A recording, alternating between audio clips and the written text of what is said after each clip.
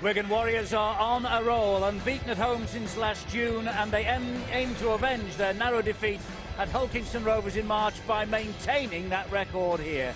If the Rovers win, it'll be their first ever home and away double against Wigan in Super League history, but they have lost 6 in a row at the DW Stadium.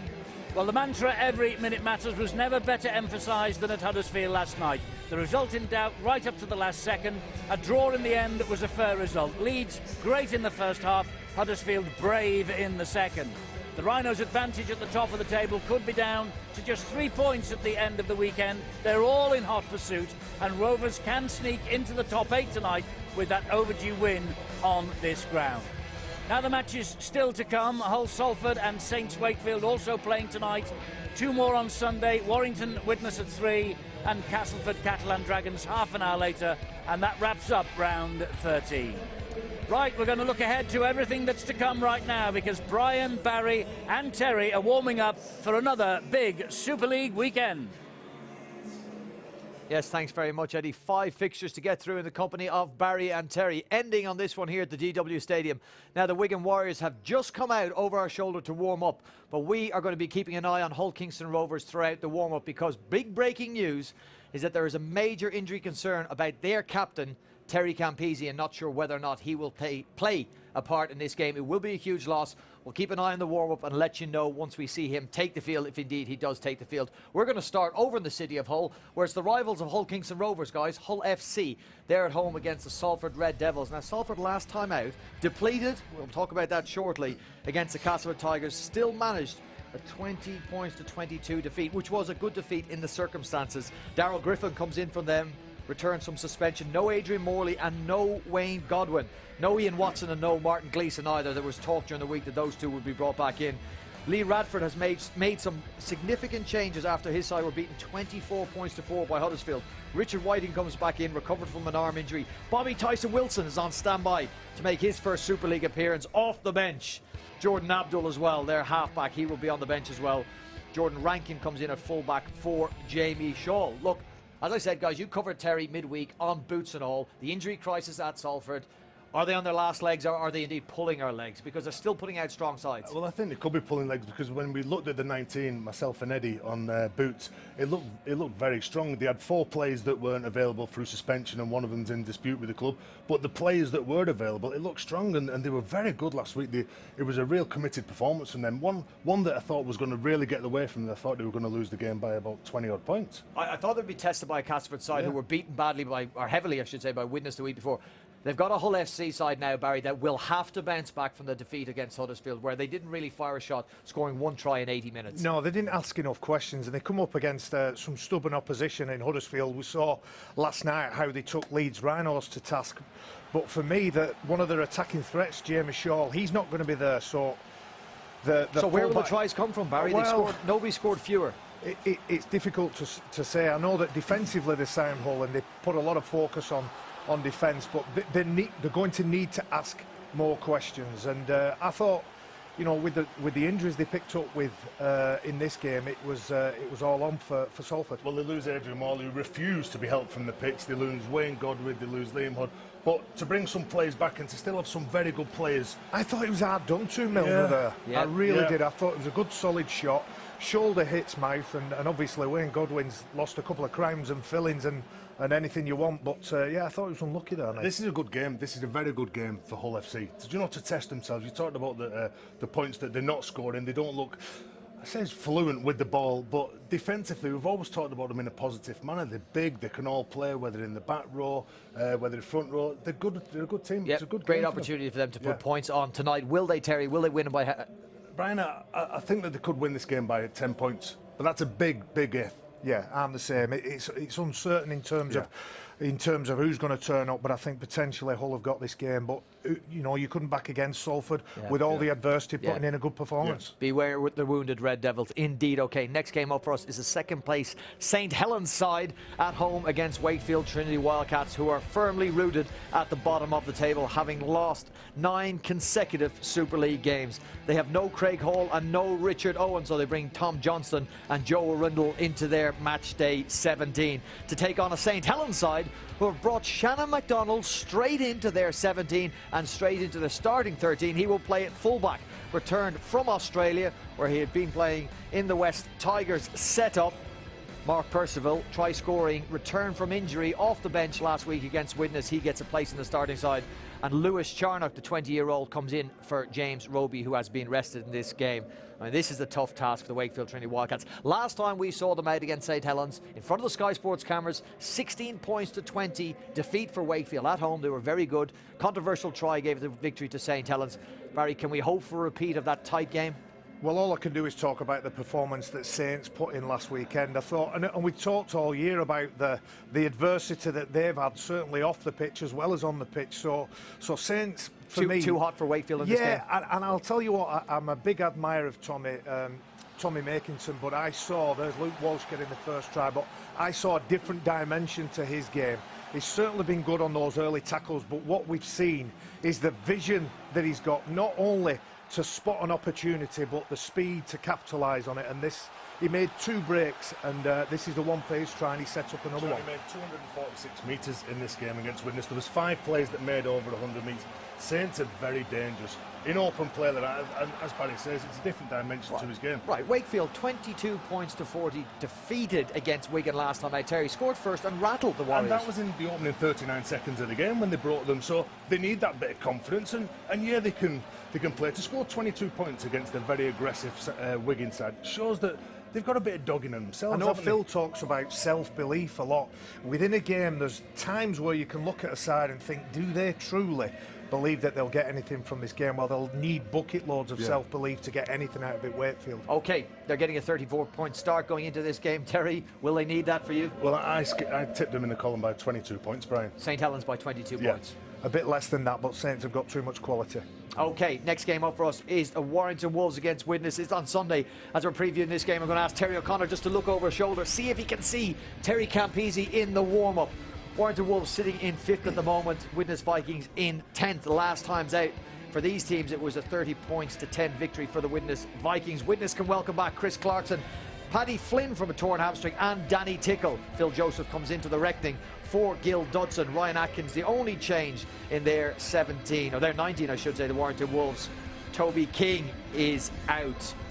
OK, Warrington Wolves. We can just have a look here now. We're trying to look for Terry Campese. It doesn't look, guys, that he's there. No, and I'm looking for him on the sideline as well, Brian, and I can't see him. Right, we'll have to wait and see who takes his spot. Well, that will be a huge loss, of course. No Josh Mantellato. We will touch on that a little later on. Back to the Warrington Wolves, Widnes Vikings game. Warrington Wolves, one of the most impressive performances we've seen from a Super League side this season was their victory last week against the Leeds Rhinos. Outstanding. Systematically took apart a very impressive Leeds side, but beat them in most departments. So Warrington will go into this game full of confidence, having proved not only to everybody else, but proved to themselves just what they're capable of. I was so impressed. Still only 2 wins in their last 7. Are you convinced the Wolves are back? Admittedly, and what I'm seeing is good effort, even though Ben Harrison, it's an unconventional kicker. He played for that. He played for it. But the reaction of his players, and Joe Monahan on that occasion, showed me, is this the real Darrell Clark, the one that played at Castleford? He was outstanding as well last weekend. OK, Terry, the Widnes Vikings, they're yet to win back-to-back games this season, but they know they're difficult opponents. Certainly when they're at home, we've had a look at that before. This will be an important game for them, and they have, as I said, performed so impressively against Warrington already this season. And Kevin Brown, you look at the last 6 games, Brian, that they've played, they've come out on top on 4 occasions. They love going to Warrington. Warrington, that star-studded side that come up with performances like last week, and maybe they don't expect Widnes to perform that, but Widnes have got so many talented players themselves. They've got some big plays, and by bringing Tickle and Flynn back into the side, as well as Chris Clarkson, that's 3 huge acquisitions to come back into the side, to sit around the change room, knowing that these players are there. So you'd say they're going to Warrington with a full deck of cards now? They're near enough. And they did a good job on Saints. They were up really quickly on the big men. It was really noticeable.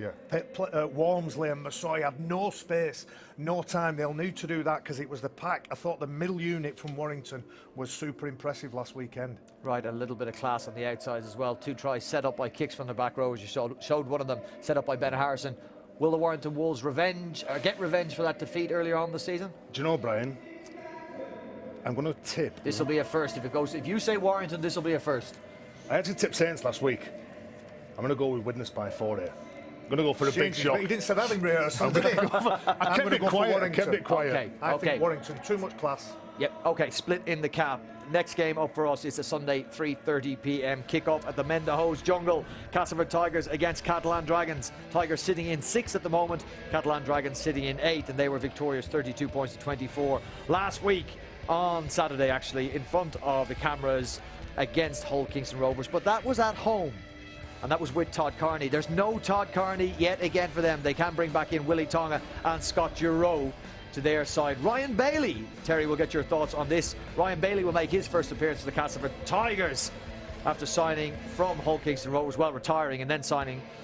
Denny Solomona comes back in. No Adam Milner, you saw his suspension, his hit on Wayne Godwin that's suspended. Yeah. Ryan Bailey, what will he bring to this Castleford Tigers side that is also going to be boosted by Frankie Mariano? He'll bring experience, Brian, and going back and maybe playing under Darryl Powell, who he started his career under at Leeds Rhinos. I think that's what really attracted him to go to the Castleford club. I think he's got relatives who live close by to the ground as well, so it's a fresh start for him. He's nearer to his home. He maybe was troubled with the travel over to OKR, but let's see how he goes. Let's talk about being at home for Castleford Tigers. Won 4 from 6 at home. The Catalan Dragons have won just 1 from 6 away from home, Barry. Yeah. Might have boiled down to that, Castleford's home form and Catalan's poor away form. Well, that's a worry. We watched the game, we called the game last weekend. What was really noticeable to me, and he's not playing this weekend, but Todd Carney was almost shying away from contact. He knew he had to do his job and spray those beautiful passes as he does, but what he didn't do is he didn't accept contact, and you know, he's not playing this weekend, and that could be a big loss for him. Do you know what was more impressive for Catalan last week, in my opinion? 12 French players that have gone through the French system. That's why they came in 2006, to get these young kids in.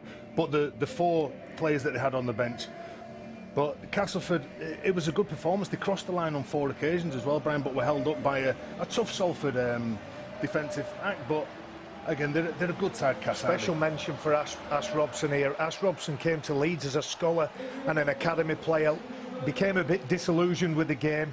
Went back to Cass on trial, and he's doing really well. But you know, you talk about young kids. Steve Deakins talked to me about this young man for a long time, about his power and his ability to play the game. And I'll tell you what, he can put a shot on as well. There was Springer, there was Bousquet, there was Garcia, there was Pelissier, all on the bench, average age of 22 years of age. They came on and they changed this game. Just have a little look, the size of him. He must be about 116 kilos.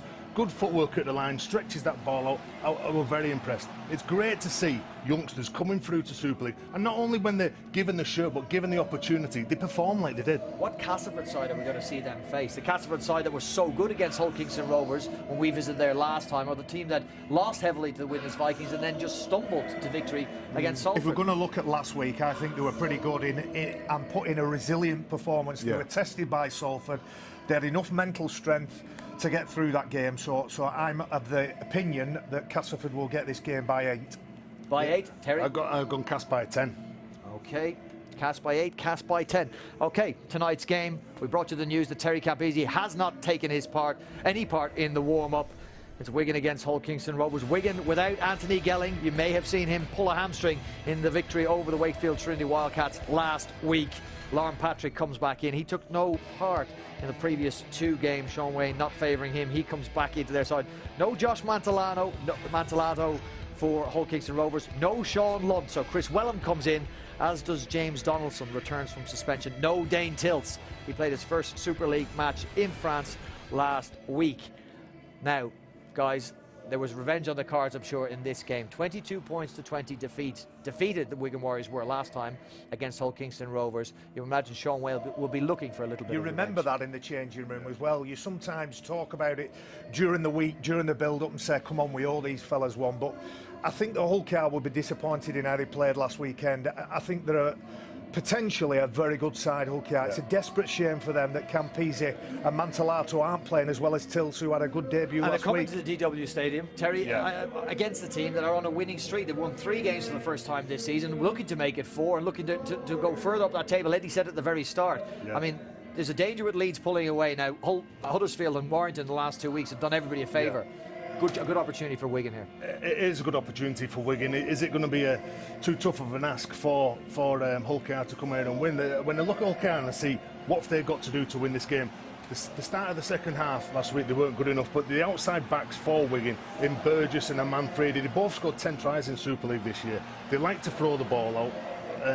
Hull KR have really got to be on the guard because they know that it's an expansive play. Well, there's a lesson here, isn't it? There's a left-side attack. We've talked a lot about the right-side attack with Gelling and with Manfredi and with Thompson. And it's interesting, isn't it, Brian? I don't know whether I'm slightly disappointed in Joe Burgess after last season and the exceptional year he's had. It's took him a while to get going, but Hull KR, as I said, they're a decent side. Leroy, the destroyer on the edge. And you know, they're just 1 point outside the top 8. They've got some very good sides. We've talked about them all year, about their attacking flair. What they need to do, if they're missing so many key players tonight, lads, and they're at the DW Stadium, what they need to do. Key players. Talk about Campese in particular, Terry. The loss of Campese. Well, the loss of Campese, when he lines up with Albert Kelly, they'll throw the ball. If they're 5 yards from the line, they'll back themselves behind. And Campese's got that pass where he can throw a 30-yard pass, hit somebody who doesn't have to change pace. His kicking game, that's where I think they'll miss him. That's it, and it's the difference between making the decision to pass, run, or kick. I'll tell you the kicking game they'll miss, because they're missing players. They'll want to kick the ball off the pitch, they'll want to kick it dead, they'll want to walk to every breakdown, they want to slow down the ruck, they want to take the speed of the game away from the Wigan Warriors. That's what they'll do.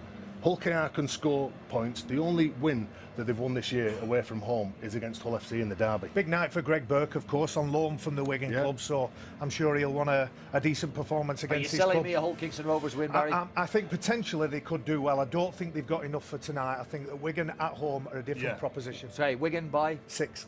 I'm going to go Wigan by 12 here, Brian. OK, well, we might not get the tight action that we got last night, Eddie, but who knows? 24-all last night. Don't rule it out tonight. Yeah, let's hope so. Let's hope for a contest between these two sides here who the boys have been saying are pretty depleted, but Wigan have been for a while and they've been papering over the cracks OK. As far as Hull KR are concerned, they've travelled with a host of injury problems. Josh Montalato's in Australia for his brother's wedding. He's the best man at that. And add to that the fact that Terry Campese has pulled out at the 11th hour. So let's go straight downstairs to Phil, who's at pitch side for us tonight. Phil, Hull Kingston Rovers look weak because of that, and even weaker because Terry Campese won't be there. Yeah, that's right. You know, when they ran out, it's pretty hard to interpret body language, but they didn't seem to run out with much hope, in my opinion. They came onto the field rather slow. I don't really think that the warm-up has been that sharp, and I guess there must be some nervousness, and I'm not quite sure how much belief in the side. The boys have talked about the absence of Terry Campese, and that is a massive blow. But it's not as if they're playing without a standoff. In fact, the man who'll fill that role will be wearing the number 6, Maurice Blur, who was originally signed this season to be the standoff for Hull KR. And maybe we haven't really seen the best of him. He's played out of position as a centre or a second rower, and obviously not been able to fulfil his full potential by acting as the dictator of how the game's played and where it takes place. We'll see that tonight. He's going to see lots of action. But his side really do need to play at the absolute best. They've already beaten Wigan once this season. It's almost impossible for them to do it twice in a year unless they pull off something special. And they have to start this game particularly better than they have in any previous matches. Wigan start fast and then move the ball wide. You know, a pitch is almost 70 metres wide in rugby league, and Wigan test you across the full width of that. Their defenders need to make sure that they work for one another and have the spaces right to prevent Wigan breaking through early and scoring. You know, we've seen them entertain us this year. Can they find a win when their backs are against the wall? If Hull KR want to see themselves as a top 8 side at the end of the year, they have to pick up some special wins. When they were written off before the game, this would be one of them, because very few people inside this ground give them any hope other than a very small and loyal band of supporters who've travelled across here tonight to hope the Hull KR pull off a historic victory. Thanks, Phil. Yeah, well, it'll be a tall order for Hull Kingston Rover, there's no doubt about that. They have been, well, I described them, Steve-O, on Boots and All on Wednesday, like a breath of fresh air in the Super League this year. They've been great to watch. How sad that they come here to Wigan, against Wigan of all teams, with such a depleted side. No Campese, no Montalato. I mean, the list is endless. Yeah, it's disappointing because they have played some very, very good rugby league. You know, Kelly and Campese, the combination has been very, very good. They're the two guys that push them around the park. But one of the major ones is, of course, Sean Lunt is missing from the side. So when you look at it, the shoulders that Blair has to carry out there tonight is going to be very, very difficult. He has to be very, very strong, because he's about the only one, when I look through this Rovers team, that can really push them around the park. Maurice Blair, we haven't seen the best of him, and quite frankly, he hasn't got that pace. You know, Kelly has, to be fair, and individually, Kelly can hurt any defence in Super League, but he's going to be up against George Williams and Matty Smith. And to be quite frank, both the way that Williams and Smith are playing now, they got off to a very slow start in the season. It took them a while to get into the swing of things. And in fact, I thought perhaps that Matty Smith may have been carrying an injury in the opening 5-6 games. But now they're hitting the high spots. I really think that the Rovers will suffer tonight. Well, Wigan also have got their injury problems. They've been without Sean O'Loughlin for 11 weeks. There's still no Josh Charnley. Lee Mossop is out tonight as well, and so too is Anthony Gelling. So they come into the match weak as well. But you get the feeling that Wigan have a squad in depth, some great youngsters coming through. They might be able to just camouflage those absentees a bit better than Hull Kingston Rovers, don't you? Well, you've got to say that, you know, Sean Wayne, he realises that quite a few of his stars are out. But when you look at the three quarters, Manfredi, Burgess, they've been scoring tries for fun.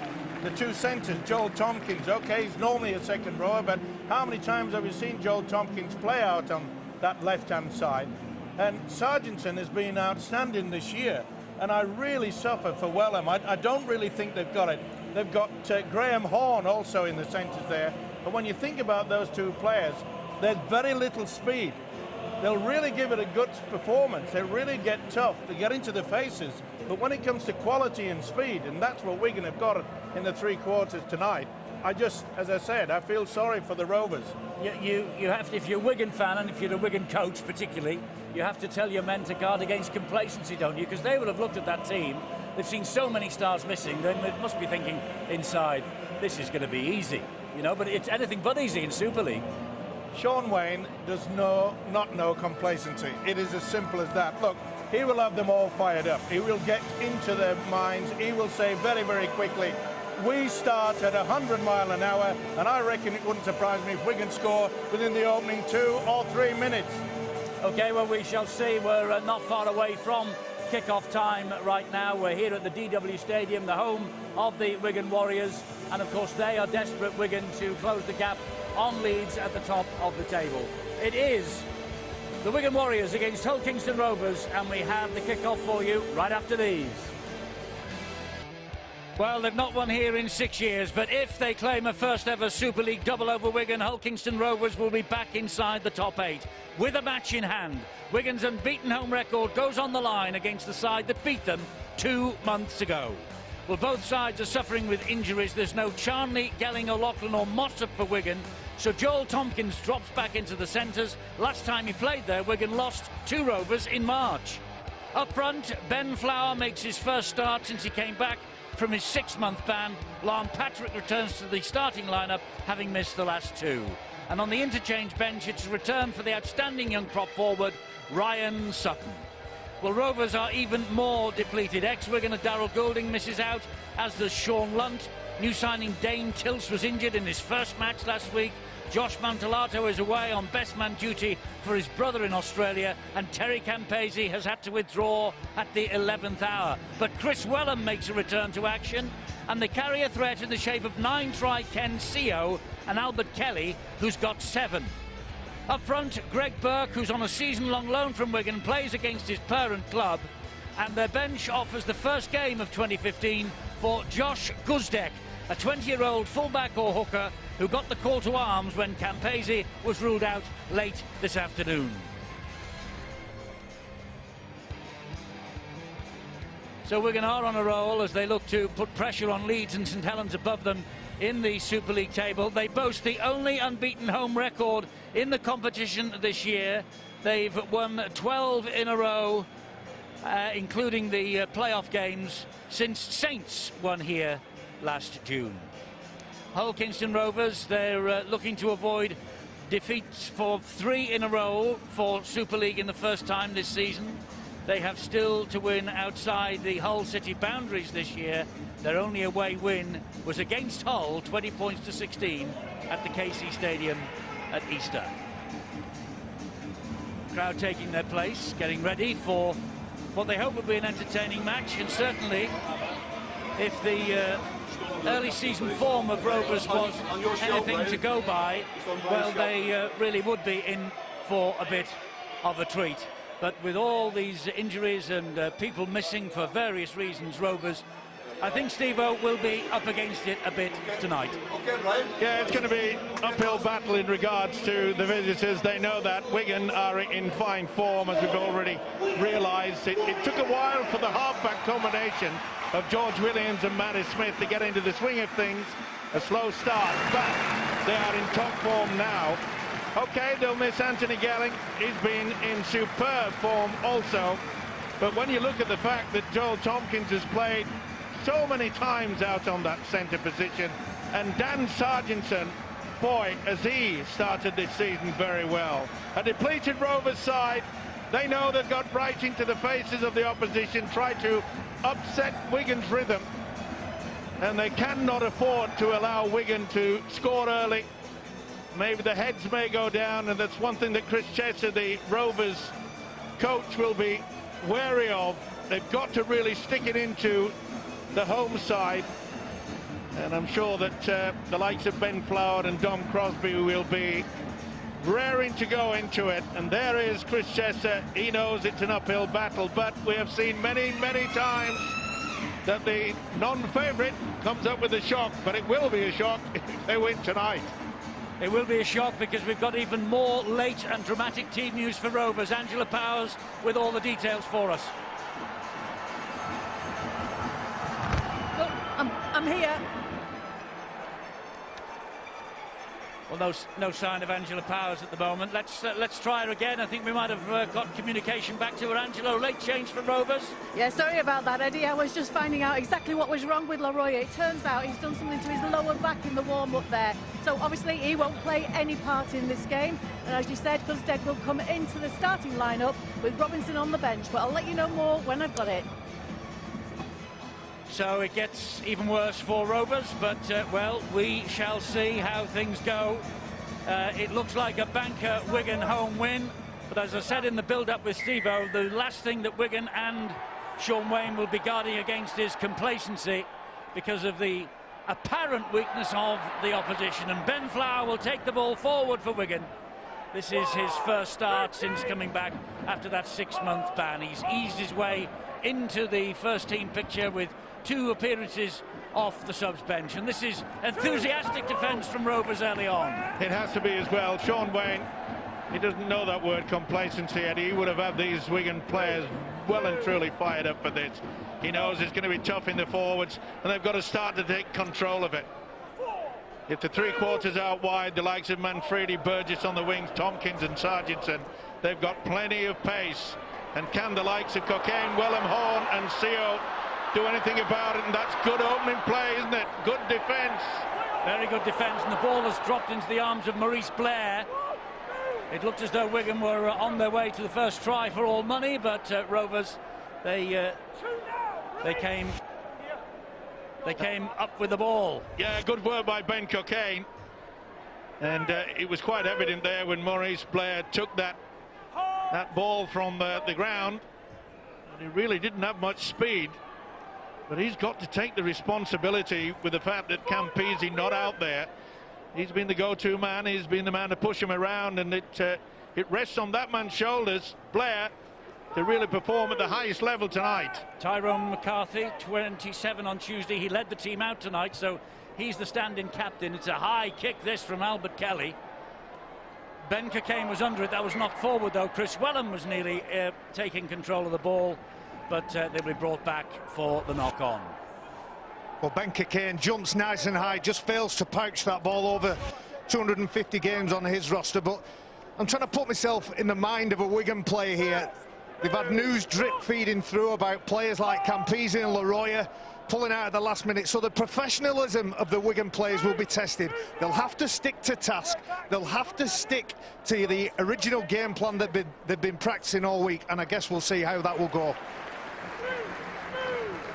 Well, here are Wigan with the ball in hand, and that is McIlorum at dummy half.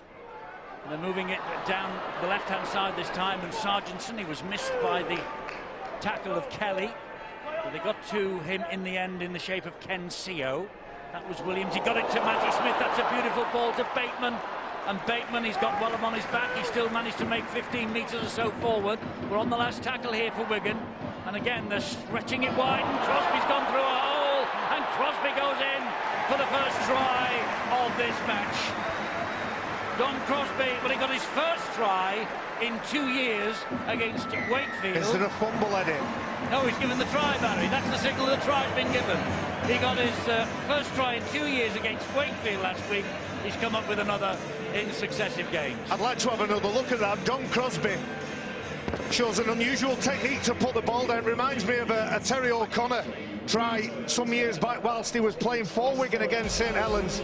It was a beautiful pass from Matty Smith that started this passage of play, but the front rower finds himself in space, almost leans back as he's putting the ball down. We'll take another look at it. I think this will be the angle that will show us.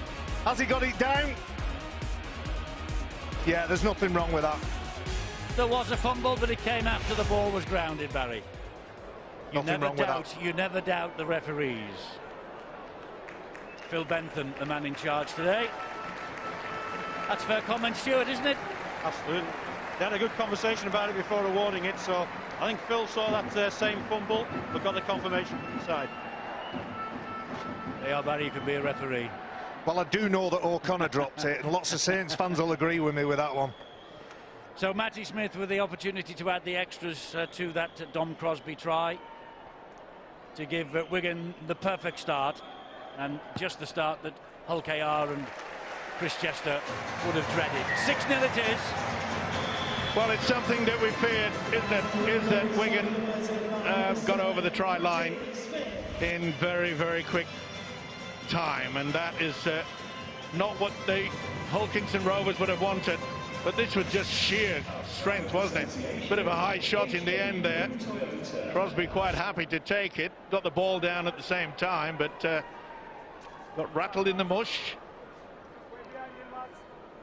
So Crosby with his second try in quick succession, and Wigan ahead by 6 points to 0. That's a decent kickoff.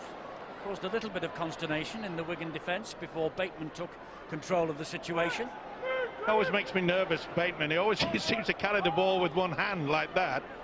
Easy to be knocked out, but oh, that's a great dummy. Good work from the hooker. Yeah, McIlorum working hard. Joel Tompkins is the dummy half. It goes via Smith to Williams to Farrell. Here they come again. Sargentson, he's got it away to Burgess. Burgess is quick. There's a ton of support. Williams is one of them. Brilliant play. Brilliant play from George Williams to Burgess, who kept the run going. Well, this could be anything tonight, and I think the Wigan are in the mood to turn on the style. Joe Burgess, 11 tries in all, including the one against Brisbane in the World Club Series.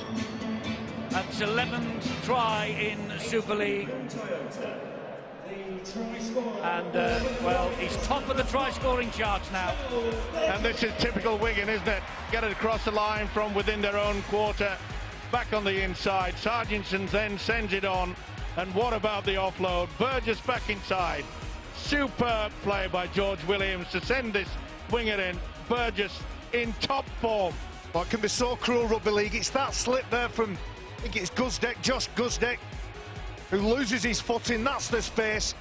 And the ruthless Wigan, when they're in this form with only a few minutes on the clock, and already they've strung passes together, they've brought the line and scored 2 tries. Very ominous if you're a Hull KR fan, this. Yes, and very ominous that Wigan might be running up a cricket score here this evening on the evidence of what we've seen in the opening exchanges. Smith adds the extras. Wigan have raced into a 12-0 lead. Well, there's a really tricky dilemma here for Hull KR, because if they spread across the full width of the field, then Wigan will punch down the middle, bigger, stronger runs. They've tried to put a lot of defenders in the centre to try and hold Wigan close to their own line, but they've clearly been outstripped both on the left and the right in the opening 10 minutes of this match, and you just can't see how they can cope with what Wigan are going to throw at them here. I suspect it's going to be another deep kick, but Wigan are going to test them across the full width, and they don't seem to have the defensive organisation or commitment as that kick goes straight out on the full. Oh, that's a shocker. There's another try coming on the back of this, probably. Well, Chris Chester scratching his head. Yeah. this injury crisis, and also the fact that Montelato away in Australia for his brother's wedding, his best man at that wedding. It couldn't have come at a worse time for them, but that was part of the agreement when they signed Montelato at the start of the season. He agreed with them that he'd go back for this big day. Family comes first, you can understand that, but it's at the worst possible time, as I say, for Rovers. Well, the biggest problem is the right-hand defence. On 2 occasions, Wigan have just certainly punished them, making sure that they scored the second try. And Albert Kelly is out there on that right-hand side and defensive line for the Rovers, and they've picked him out twice. So here is Williams again, and that finds Matty Smith, and the short ball then to Joel Tompkins, and he's halted just short of the line. Gets himself away from the defenders. Here's McAlorum looking to pinch one on his own. Much better defence, got the numbers there, but if he can play the ball quickly, Rovers have got a defence, they've got man on man. This is obvious for a kick. Crosby. Salford are leading at the KC Stadium, so another good night thus far in the city of Kingston upon Hull, or for the city, as Farrell takes another pass, one-handed, and gets another try. Well, there's no answer to this, I'm afraid. Hull Kingston Rovers at the moment, and Liam Farrell touches down. Farrell's 4th try of the season on his 26th consecutive appearance. And you saw a few of the Hull Kingston Rovers supporters there looking a little glum. It'll be a long drive home tonight at the end of this, I fear. Well, it all came about from the kickoff, directly on the whitewash. Touch judge absolutely spot on. But this is very poor defence. The dummy runner came through, made sure he made no contact, went in between 2 would-be defenders, and they're all over the shop. You can see Ken Seo pushed himself into that centre position. It was just a neat step by this fella. This could be a cricket score. Well, it could be very easily. And Kieran Dixon's kick out on the full, kick off on the full, should I say. Well, that didn't help.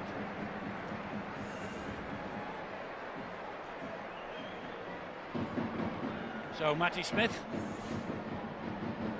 the opportunity for his 3rd conversion of the night.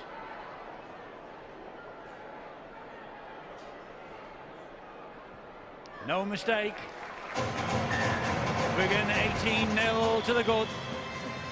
But this is going to be a tough night for Hull KR, but I think it's also going to be a tough night for the standing captain, Tyrone McCarthy. Tyke, as his nickname, has stood under those sticks 3 times now.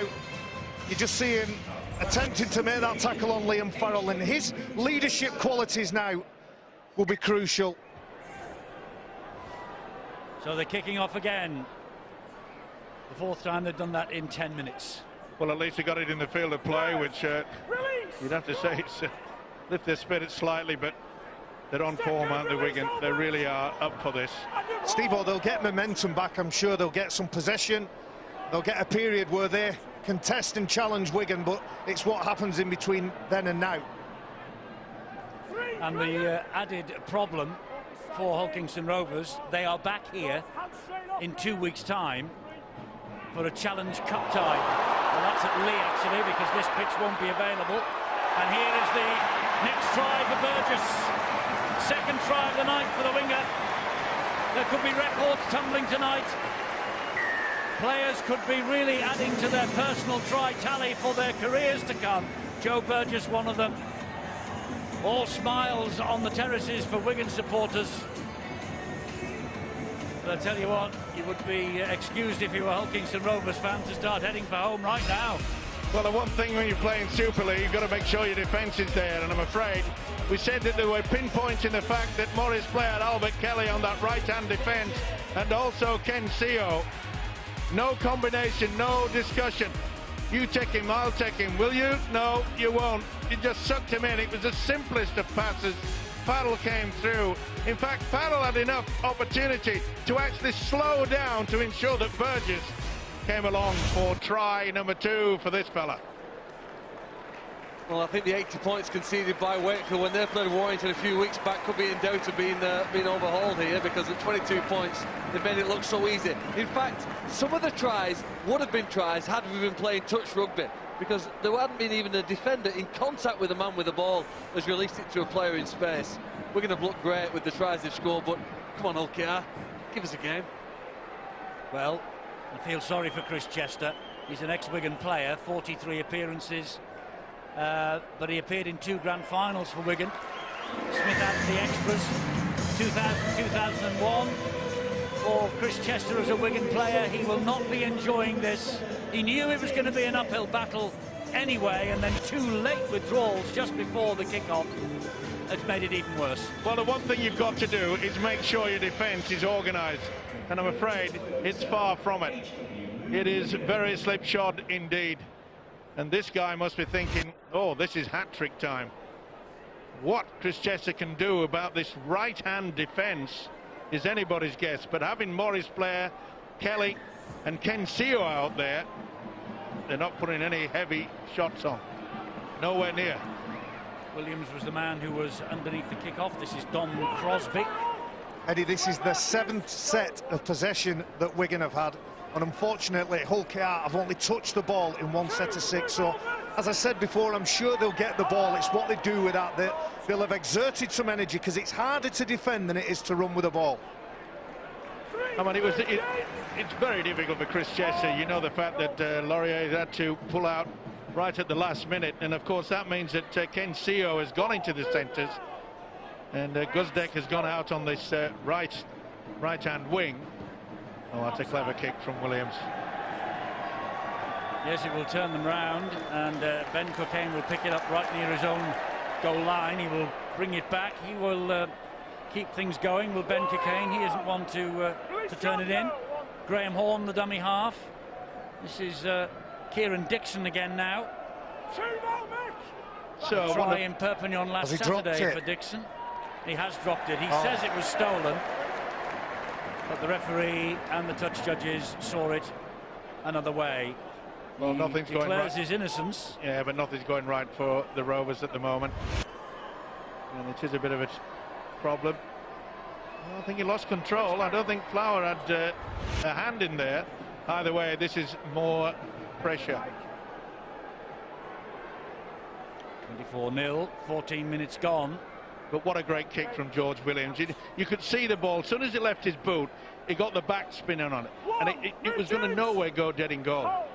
Donaldson got the tackle in on Tompkins. Here is Crosby again. Donaldson once more working hard in the tackling department. And he got a little help then from John Budebsa, the hooker, as well. Williams to Smith. That's Sargentson who's through the gap. This is Tompkins. Here's another. Joel Tompkins with the latest try for Wigan. 26-0. Joel Tompkins, first time in the centres since the defeat at Rovers in March.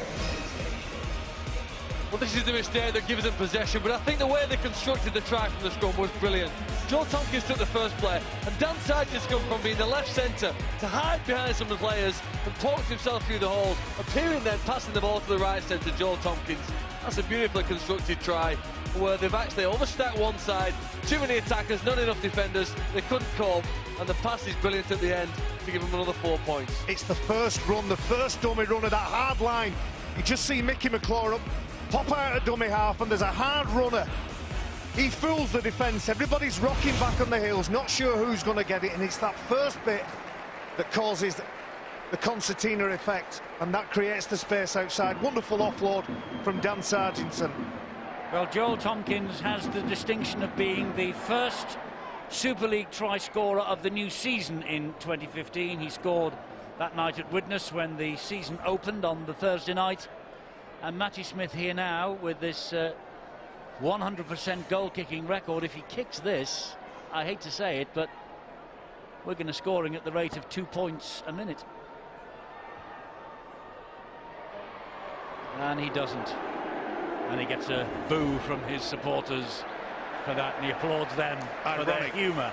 ironic, but he'll be pleased, Sean Wade, not just at the matter of the scoreboard, because we're going to run away with it, we know that, and he knows it, but he'll be very happy to think that was a set pattern move. 2 dummy runners, as Baz has already explained, but to see how Dan Sargentson come from the left centre and put himself about, come as a late runner and then offer the pass.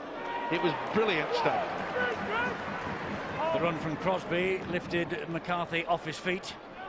Well, that's a run from a player who's full of energy. We look at the time on the clock. 16, almost 17 minutes. It's as if those 16 or 17 minutes he hasn't put any energy into that. Well, if it was a boxing match, this, it would probably be stopped. I agree. Simple as that. Stopped for cruelty, really. This is Flower with a drive up the middle. Solid run from Ben Flower. He'll want to impress tonight. McIlaurin dummy half.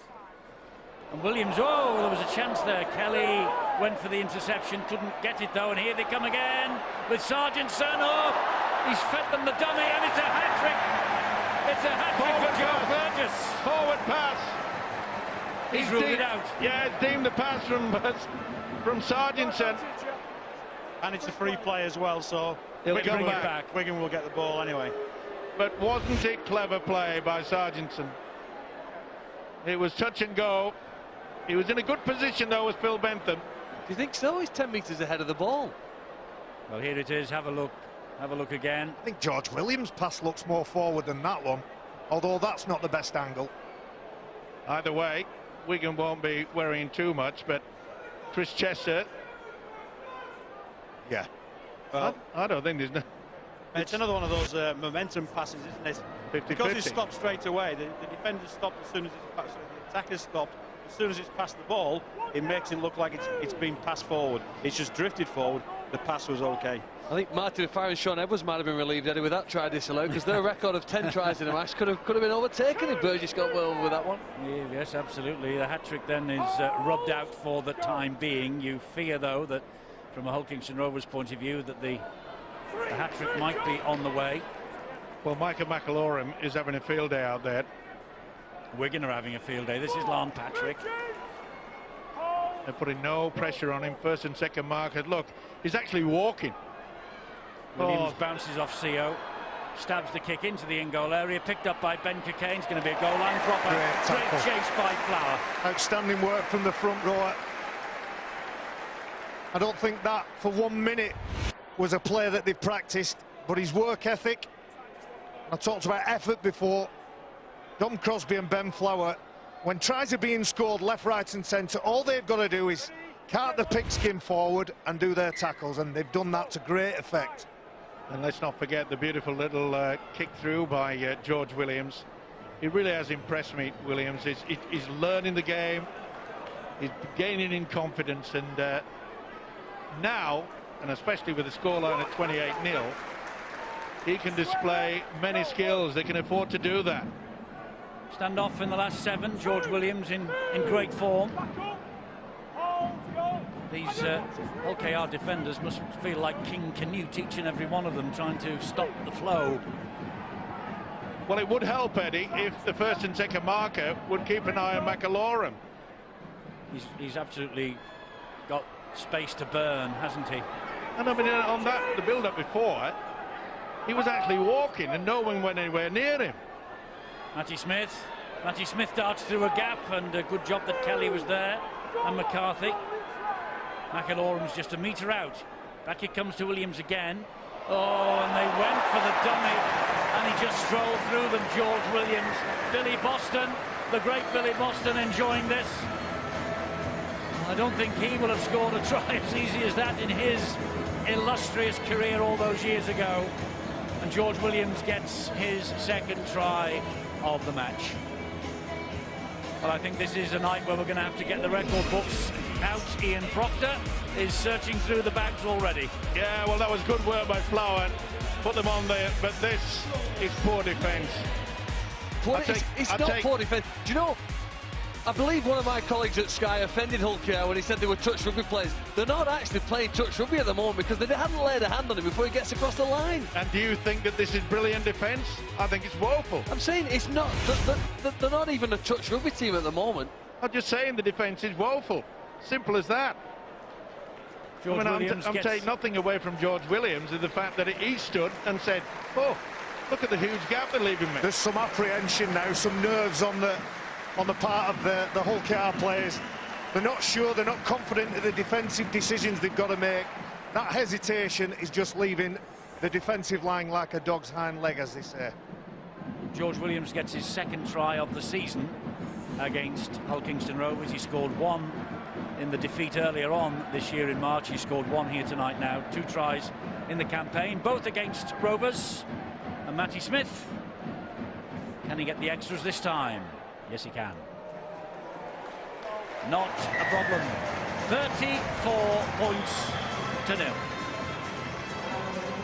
Well, if they can't hold Wigan out wide, that's fair enough, OK, but at least make yourselves impregnable in the centre of the field. What they've got to do, haven't they, really? Hold up the first few players. If they score out wide, then maybe they could have to accept that with the circumstances they've arrived at this game.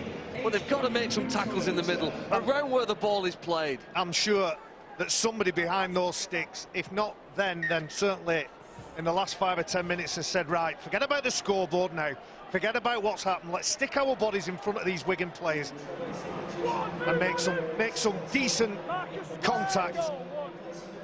Well, they've got to play with a little bit of pride, but as I say, Chris Chessie would have been absolutely amazed at the amount of time, and I've said it time and time again already in this first half. Michael McIlorum, it will surprise me if he plays the ball more than 5 times during the entire game, because they're allowing him to just, never mind run away from dummy half, but walk away and still create something. Oh, they've got every trick in the book tonight. Here goes Manfredi. Oh, how about that? Tripped up, went on his knees and then regained his feet. Last tackle coming up here for the Wigan Warriors. Smith. And here's Williams again. They're running it. The dab through for Burgess to chase. Claimed by Ben Cockayne. That's only the 3rd time that Hull KR have had their hands on the ball. They've lost it once previously. Just look how hard it'll be here now for them to work away. But one of the injured winged players, Anthony Gelling, tore his hamstring last week. You might have recalled if you saw him play at Wakefield. They're certainly not missing him in the first 23 minutes.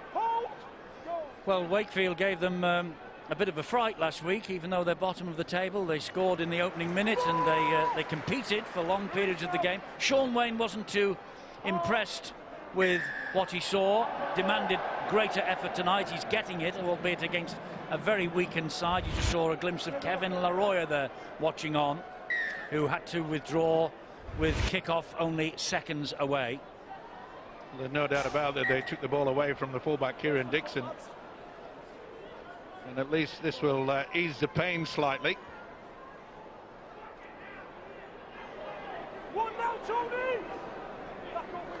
Apparently Laroya had a back injury in the warm-up. That's why he's not out there tonight, and he's watching from the sideline. It mightn't be a bad one to miss. Well, just a word on young Connor Robinson. For those unfamiliar with how the dynamics of a match day works, there's always an 18th man, and you're a travelling reserve. You warm up with the team to make those even numbers, 360s, when you're doing your pre-match warm-up, and poor Connor's got the nod. Probably didn't in his wildest dreams imagine he was going to be playing tonight, and we'll see what he can do when he gets on the pitch. Well, I think this is the first time that Hull Kingston Rovers have been anywhere within 30 metres of the Wigan line in this match. It's the last tackle coming up here. And the kick from Maurice Blair is high, and this might cause a problem or two. Maybe not. Cockayne following up. Good Hampshire taking it cleanly. Very good under a lot of pressure as well. Lovely piece on Boots and All this week with Ryan Hampshire and Matty Bowen. And they walked off the field here hand in hand. Bowen, the master, and Hampshire, the apprentice. But very much gaining his Super League legs, this young man. So many good youngsters around the Super League this year, isn't there? So many good fullbacks as well. There's Matt Bowen there, of course, mentoring, I imagine, young Ryan Hampshire, Rocky Hampshire, who started his career as a halfback, so certainly got those passing skills, those decision-making skills, but he'll have a job on next year trying to get picked at fullback with a certain Sam Tompkins coming back. Matty Smith's kick, picked up by Ben Cockayne. And look at that chase. 6 Wigan players, all in a straight line. Nowhere for the winger to go. At 34-0 after 26.5 minutes, it would be very easy for Wigan to put the cue on the rack, but that is something that they will be guarding against tonight. Don't worry, Sean Wayne, the coach, will be sending the message out. We want more and more and more. And let's face it, you know, points difference could make the difference at the end of the season. Yes, they could do themselves a power of good tonight, Wigan. He might well give some game time and some extra game time to players who don't normally get big minutes. Those players who are on the bench, as Hull Chiara in a rare attacking. That'll be a knock on, head and feet to Wigan. Sorry about it. Yeah, Cockayne just dropped it as he's trying to keep the ball alive. I was about to say this is probably the best passage of play we've had from Hull KR. They did keep it alive across the line, and then Cockayne just couldn't hold on under pressure from Sargentson. Yeah, big hit on the shoulder. Maybe he got a hand to it, Sargentson. Maybe he's been a bit fortunate there, Wigan. Yeah, I think he got the right arm to it, dislodged it, but it was 1-on-1, so it would have been difficult to say play on. Tompkins. And that's much better defence. At least it was at the scrum base.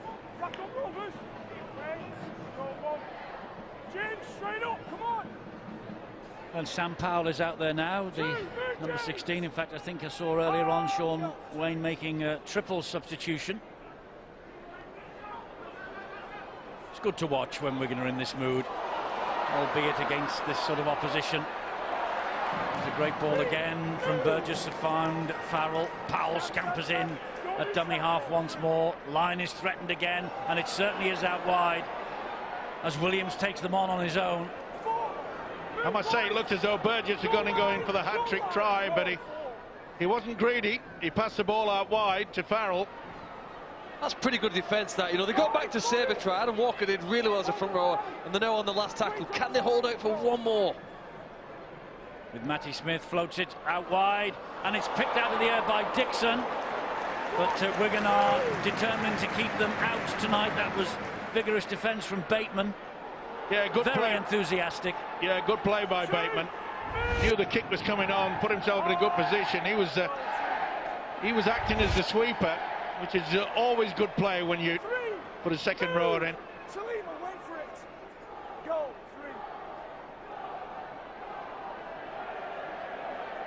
Well, it's solid Wigan defence, and St Helens are doing a similar job to bottom of the table Wakefield at Langtree Park. 20 points to 0. That's a good kick into open space. Now then, have they got the chasers? There's 3, whereas every time Wigan kicked there was 6 and 7, and he's escaped the first, didn't escape the other 2. Salford with a depleted side, ahead at Hull FC still 8-0, and Marwan Kukash wanted the game called off. Long way to go yet, Eddie. But it is a good effort, though, if Salford could come away with a win there. Salford have never beaten Hull FC in Super League up there, though they did win in the Challenge Cup there last year. Here's Bateman for Wigan. Complete different of styles from Wigan as against Hull Kingston Rovers. You see that they've got plenty of pace. They want to get on with it, play the ball quicker. They're getting over the advantage line, something that I'm afraid the Rovers finding it very difficult to do. The one thing that Hull KR have done, though, for the time being anyway, they've stopped the rot. Although Burgess claims that. Oh, he gave it to Farrell. It might have been forward anyway, but either way, he couldn't take it in. Poor Ben Cockayne, then he ball hit him smack in the face. Here's the kick, it goes up high. Burgess with a nice offload, gives it Liam Farrell. Watch this. Oh. Yeah, nice bit of sportsmanship, though. He does go over and apologise to him. It's an accident. I'm sorry for kicking the ball in your face. Yeah, accident or not, it hurts. Oof. And you were talking about the different styles between Wigan and Hull KR. I think Hull KR this year have been really exciting with the ball. But what happens when you get behind on the scoreboard and you're in that free fall and your confidence goes? You see Adam Walker there, he was just reluctant to pass that ball because he suddenly becomes aware of the consequence of making that mistake, makes them a bit predictable. See, it's just one-up carries, and with all the energy that Wigan have stored up through having the ball virtually for the first 20 minutes, it makes it too easy to defend, and they don't ask enough questions of the Wigan defence. To be fair, this isn't the Hull Kingston Rovers side that we have seen this year. It really isn't. No, well, they're so depleted. Their heart has been wrecked out of them. Yeah, it has, and we often say that, you know, one man doesn't make a team, but I tell you something, Campese, he's been in very, very good form, and of course the organisation skills of Sean Lunt, that's missing as well. There's a man on the overlap wide again. It's Manfredi. Kieran Dixon and Chris Wellen deal with that threat. Joel Tompkins involved again at dummy half. He gives it then to Matty Smith.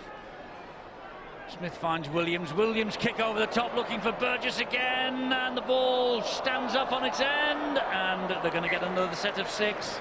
It was well done in defence from young Guzdek.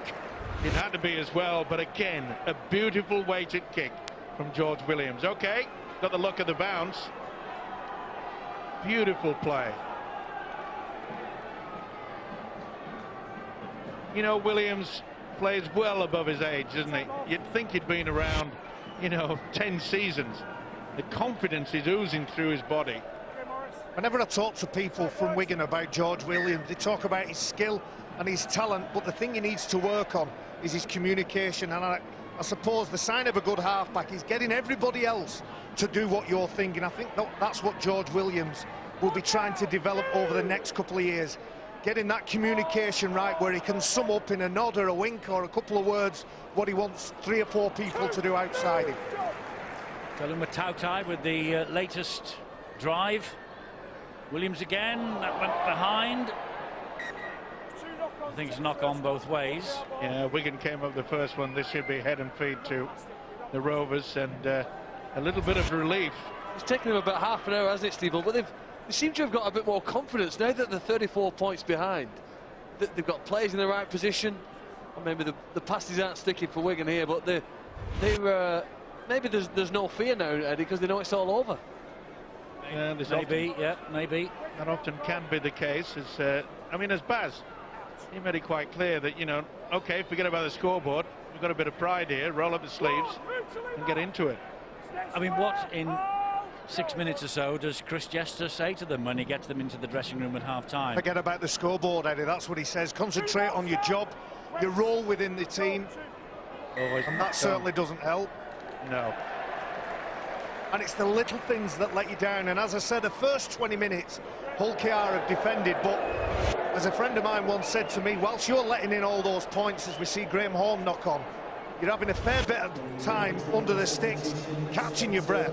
So how much energy they put into this, I'm not so sure. But little things start to go wrong. And it's a slow erosion of what you normally do really well.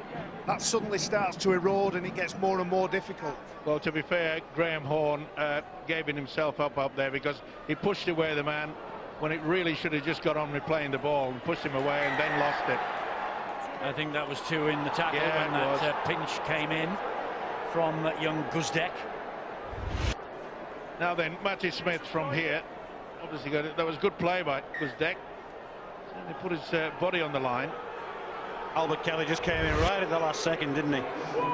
If he'd have left him alone, Hull KR might have been up the other end. As it is, they're defending their own line once again, which has been, sadly, an all too familiar scene in this first half. That was the shocker there from Smith.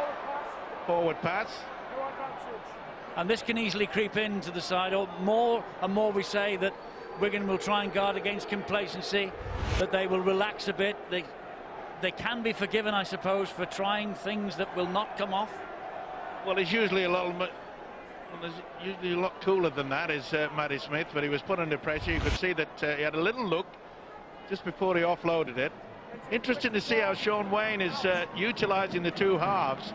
They're not always using Matty Smith first receiver, which we have seen this year, and George Williams outside, but the coach is having, on that occasion, You know, Williams sometimes take it first and then Smith. They're interchanging, causing all sorts of trouble for the Rovers.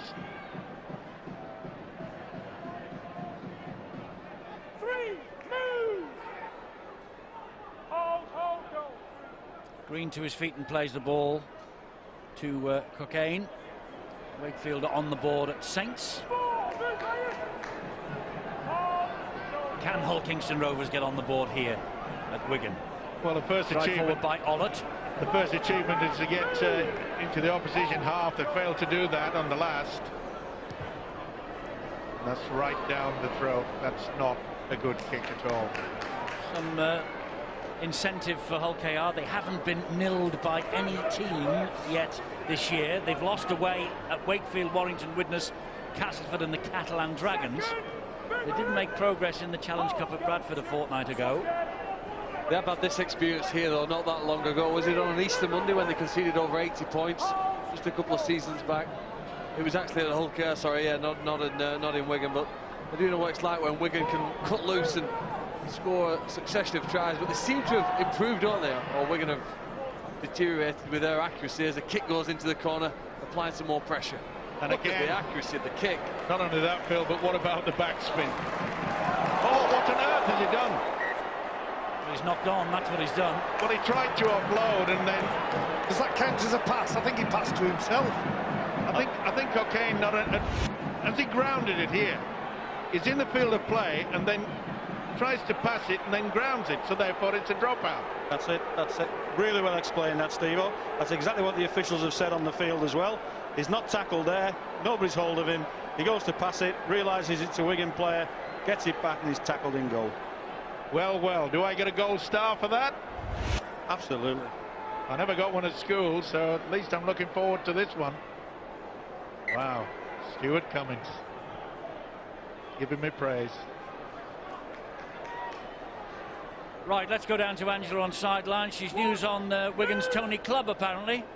Yes, it's not just Hull KR who've got the injury worries at the moment. Tony Clubb's just limped off. I had a word with Dr. Chris Brooks, who says he's twisted his knee. He doesn't think it's too much of a problem for him, but he will not play for the rest of this game, according to the doctor. So Tony Clubb ruled out for the rest of the match. Smith to Hampshire. They go wide to Manfredi. Manfredi almost stumbled his way to the line. He got across eventually to halt him in his progress. And a slip from Matty Smith. And Walker. Oh, he didn't like that. No, neither did Tautai. Neither did Patrick. Well, Tautai's silly. It was totally unnecessary. Yeah, it wasn't as though it was it was a bit of an elbow. He's sticking up for his I'm not defending what he's done there. His half-back's on the floor. Adam Walker's come in and give him a clout. And the front row has come in to defend his half-back. I'm not saying it's right. I'm saying there's the explanation. And fair play to him. Adam Walker's on the floor, and Talima Tautai doesn't jump on top of him. Do you class that as a punch? Yeah, it was a punch. There's certainly no contact with the head. He's not tackled. It's fair game. I think there's a bit of the black arts here. He's looked after his half-back, Talima Tautai. Hit the ball. He doesn't hit the face. Hit the ball. Yep. So therefore, it's not classified as a punch to the head. It's a tackle, but because the Wigan players have run in, the referee has to stop the clock, or you have to get a penalty. And I think the penalty should go against Lam Patrick for coming in. Well, he's calling Tautai over to him first, Phil Bentham. Okay, in our view, the initial challenge, because the man's on the floor, is legal. He's hit him in the chest. Therefore, the penalty gets you for running in. And the penalty does go against Wigan. And I read his lips, then he turned around to his teammates and said, sorry, boys. Well, I know what you're saying, fair game. There is no real need for that. I agree. Do you know what? There is in a way, because Hull KR have got to show some fighting spirit, Eddie, and that might have been a bit of an indication. Look, it's fired up the Wigan side. I don't think it was an illegal tackle. The referee didn't either. And at least it shows Adam Walker, if anything, cares about it, doesn't he? Just look at what he's done to this atmosphere. Yeah, and look what he's done to Adam Walker. He's just lost the ball, hasn't he? And it's taken an eternity to get in. That's Oh, he's knocked that on, Lamb Patrick. You're right, Phil. You're right. Give us Everybody's woke up. Give us a game. Spark something up. Everybody's woke up. it certainly went in with the shoulder. It was a good hit. At least the second 40 minutes is going to mean something now, Eddie. Well, it could really boil over, and it's something we don't want. I mean, when you're leading 34-0, the game's over. I know you're saying it's something you don't want, but we won a contest, Steve. Yeah, but you're on about it. They're in a bad enough state as they are, Rovers. They can't afford to have a player sent off. Agreed. But they can't lie down and let Wigan tickle the bellies. Here's McCarthy, and there's the half-time siren, which brings a one-sided, arguably the most one-sided first half we've seen for a good number of years, to a close, 34-0. Having said that, the last Wigan score came in the 21st minute, so Hull Kingston Rovers have, as they say in other sports, stopped the bleeding. Crosby, Burgess with 2, Farrell, Joel Tompkins and Williams the try scorers. Rovers with a bit of a huge night of live pay-per-view boxing coming up this Saturday. Floyd Mayweather and Manny Pacquiao will be battling it out at the MGM Grand in Las Vegas. For connected Sky customers, the easiest way to book Mayweather against Pacquiao is with your remote control. Simply press box office, navigate to the sports tab and then select the fight. Booking with your remote is the only way to add the event to your Sky planner, and you'll only be charged if you watch it. Cable customers should contact your operator. Well, if this was a boxing match, it would have been stopped a long time ago, after 20 minutes actually, when Wigan raced into a 34-0 lead. Burgess 2, Crosby, Farrell, Tompkins and Williams with the tries, and Matty Smith with the 5 goals. But to their credit, Hull Kingston Rovers have stemmed the tide somewhat. But Sean Wayne, who was purring with delight, I'm sure, in the opening 21 minutes, maybe has something to complain about a little bit, because his team haven't scored in the 19 minutes of the first half that remained. And Chris Chester, I don't know what he's saying to his team, but maybe, look, you have had that done to you in the first half. Go out and show everybody, go out and show the Sky audience, go out and show the crowd here tonight that you are a much better team than that. Can they do it in the second half? We shall see. What do you say about that, fellas? I said it might be a 24-all draw. Don't rule it out, I said. OK, that was looking very silly. Could still be a 34-all draw. Could, absolutely. Last 2 tries of that 21-minute volley, Eddie, were Joel Tompkins and George Williams. But we're going to focus on the damage done in the first 15 minutes and the first 4 tries, John. Scoring at will, the Wigan Warriors, tearing us apart this right-edge defence for Hull Kingston Rovers, but really dragging the whole team across every part of the field. Yeah, they've beaten them in every single department, haven't they? Just one thing to come back to right at the end. I'm going to highlight a small space for you on the short side here, in which Hull KR sit 4 players to match the 4 players that Wigan have put there. Now, I'm not necessarily saying this is a deliberate ploy to hold numbers across, but you've got a young and inexperienced fullback in Kieran Dixon there. At that stage in this area of the field, so they're defending on the halfway line, you've got to defend space. Explain why. Because you're not going to need 4 players to defend 10 metres. You should be able to do that with 2 or 3. Well. Yeah, you're always going to lose out in the defensive line because the fullback makes an extra man in attack. Add to that, on this occasion, I'll give the benefit of the doubt because Matty Smith sat on that short side there. George Williams on the open side. We'll come back to all that at the end. The key area to look out for in this entire piece of analysis is Albert Kelly and Ken Seo. Centre and standoff, and they have had a torrid time in this first half. Just look how easily Wigan get to the edges. So easily. Ball goes through 2 or 3 hands. This was Wigan's first set in possession, first meaningful set in possession. This is also what Wigan do really well.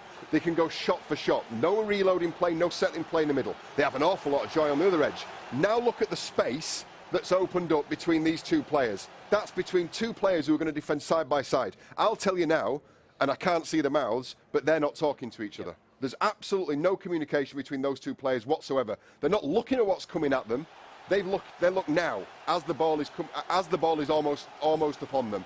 And you can see, therefore, how easy it was for Dom Crosby to start for the first try. 6-0. Very next set, John. Again, they go back at this left edge. Just left side attack, right side defence. Just look how easy. I mean, well, again, I'll show you. This is Albert Kelly. This is the guy they're going at.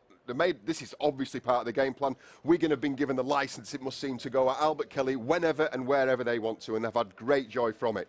So, 2 passes. What they're able to do with 2 passes. That's your first pass. That's your second pass. And they're on the second man in defence. Now, Guzdeck slips here, and a lot was made of that slip. But I think whether he slips or not, there he is stood up, and there's the ball in Farrell's hands. That's a 3-on-1.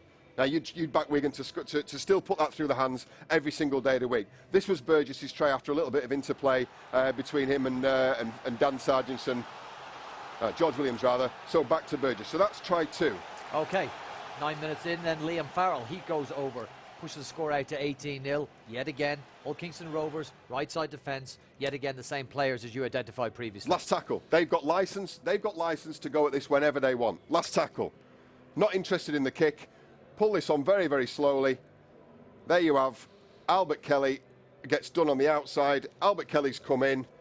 Sio's followed him in late, and it's an exaggerated move in because he was too wide to start with, and Farrell wanders through on the outside. Again, same play. Same area of the field, same targeted people, same result. Last clip. Farrell score on that time, Farrell provider on this time. Yep, that's correct. Let's take you back right to the start again, because I think this is a big part of why they switched Ben Cockayne and Kieran Dixon. Nothing against Kieran Dixon, he's a fantastic player, particularly in attack. He's got a lot to learn in defence, however. I'll highlight that same box for you again.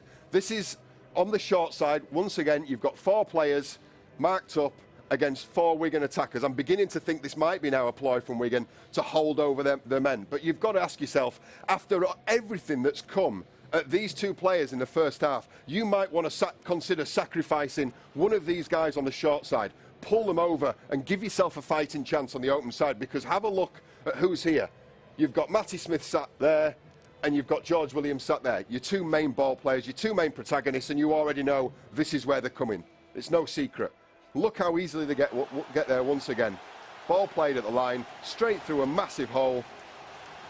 And a lovely pass on for Burgess for his second. All too easy. The question I guess you've got to ask now is, how on earth do they stop that? Because Wigan have had a bit of a break, they've had a bit of a rest. They're going to come straight back at. Well, I'm not sure I do have an answer, because there's so much wrong with that defensive line. What I would maybe start doing is start sacrificing the man on the short side, give yourself a fighting chance on the open. It might be the technical solution. There might be a more abstract one, and it might be pride in the jersey. They've got a few Hull Kingston Rovers fans here. They might need to show pride in the jersey. They certainly did for the last 19 minutes, Eddie, of that first half, but all to do to give them any chance, I should say, of pride in this 80-minute game of rugby league. Yes, pride is what they're fighting for now, and the Rovers fans, they are dogged in their determination. They're going to see this out. They're going to stick it out right to the bitter end. The Wigan supporters, of course, will be absolutely delighted. You know, last season, 14-all at the KC Lightstream Stadium, 34-20 to Wigan here last year, and Ian Thornley hat-trick. The Rovers led 20... let me tell you about what's coming for you next week on Sky Sports in the Super League. Well, look, we will see Hull Kingston Rovers again. This time, though, they're at home against the Wakefield Trinity Wildcats, 7:30 Sky Sports 3. Next Friday, we're at Salford against Huddersfield, 7:30 on Sky Sports 2. Back on Sky Sports 3 again on Saturday for the Dragons against the Saints at 5:55. That's next weekend. This is a Friday night. And Hull Kingston Rovers, they were first out, by the way, of the dressing rooms and onto the pitch to get ready for this second half just a few minutes ago. Wigan, though, leading by 34 points to 0. And, well, I feel really sorry for Chris Chester, the Hull Kingston Rovers coach. It all has gone dreadfully wrong for him in the last 24 hours. And I wonder what will happen in the next 40 minutes. You know, the round 3 win against Wigan in March was probably one of his sweetest moments as a coach, to rank alongside the 40-10 win against St Helens last year. And the way that they have been playing, the style of rugby league that they've been playing this year, they don't deserve what's happening to them tonight, but sadly it is a harsh business, professional sport, and Wigan, they will not take their foot off the throat. Well, as you said, Eddie, the last 15 minutes of that first half. They really showed up in defence, which they were shocking in the opening 15-20 minutes, weren't they? Take nothing away from the prowess that we've seen from the Wigan outfit, but you know, the goal got excited. But with only about a minute left in that first half, when there were a little bit of fisticuffs and showed a lot of aggression. But if you're going to do that sort of thing, you do it in the first minute, you don't wait until the last minute. Here's a penalty. They were offside. They were ahead of the kicker from the deep kick from Albert Kelly. Graham Horn, maybe. Well, there's a line of them, isn't there?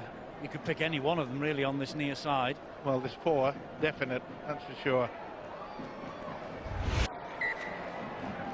More pressure. Now then, we saw Wigan open the scoring very early in the piece by not going down the middle, but just 2 drives and then getting the link to the ball out wide with the centre. And let's face it, the way that Tompkins and Sargentson has been playing in that first stanza, you can't blame them to give it plenty of air.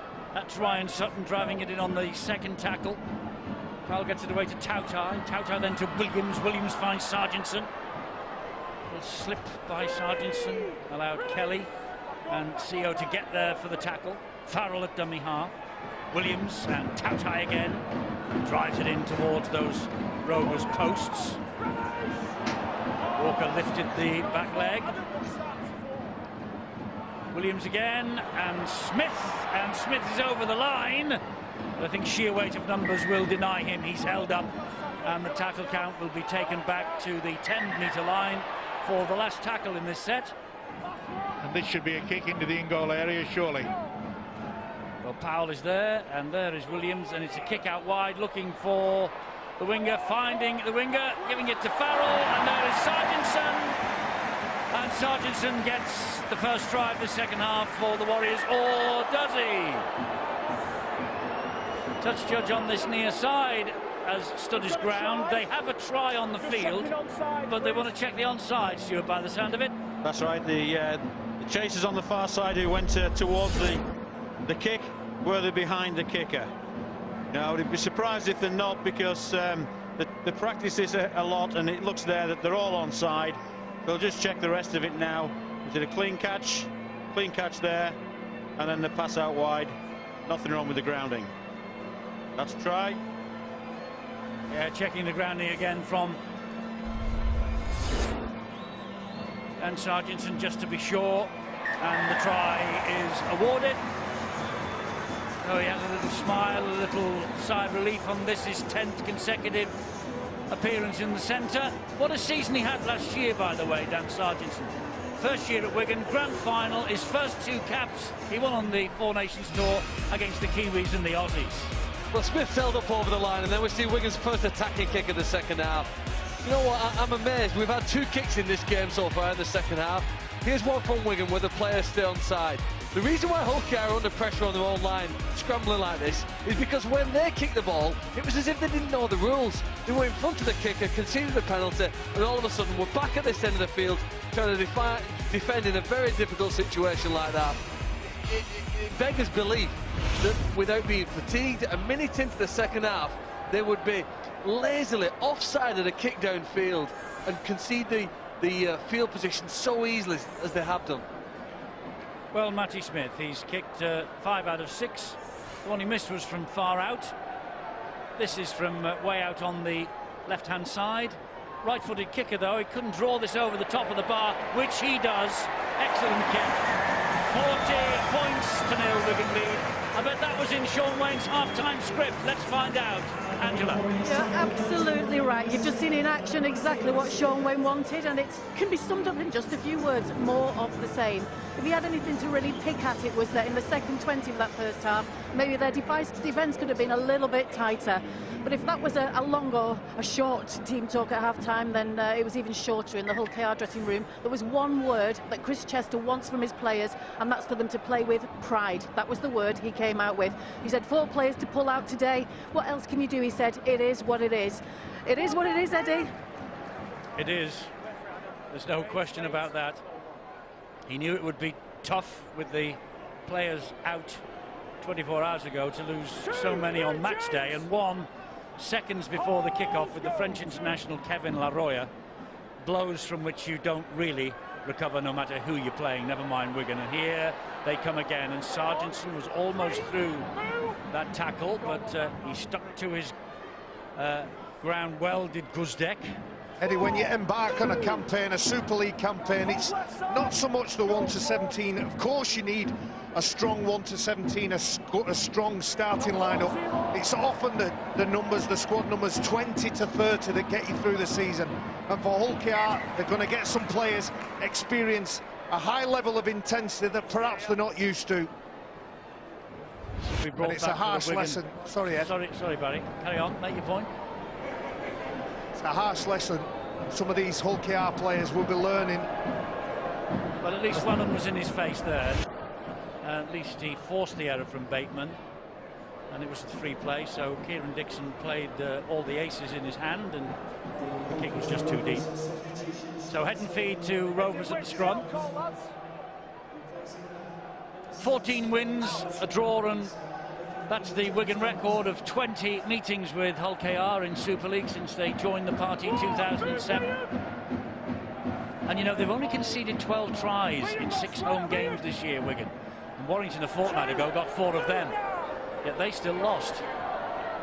Well, there's one guy in the Rovers colours that perhaps can... oh, they come up with the errors to knock on. I'm just referring to the fullback, Kieran Dixon. He's certainly got the ability to create a bit of a problem. That was a lazy pass. Well, Ben Cockaine's in the clear if that ball goes behind. Graham Horn, if he puts it behind to the backdoor runner, I'm sure Ben Cockayne could have made something of that. James Donaldson coming back into the side. Yeah, the ball just seemed to dip as it reached James Donaldson. It was forward as well, Eddie. You know, they just can't. Not clicking at all. I think sometimes, and I know Graham Horn, he passes that ball sometimes as a player. You know, as it leaves your grasp, it leaves your fingers, you know it's the wrong decision, and you're almost willing it back.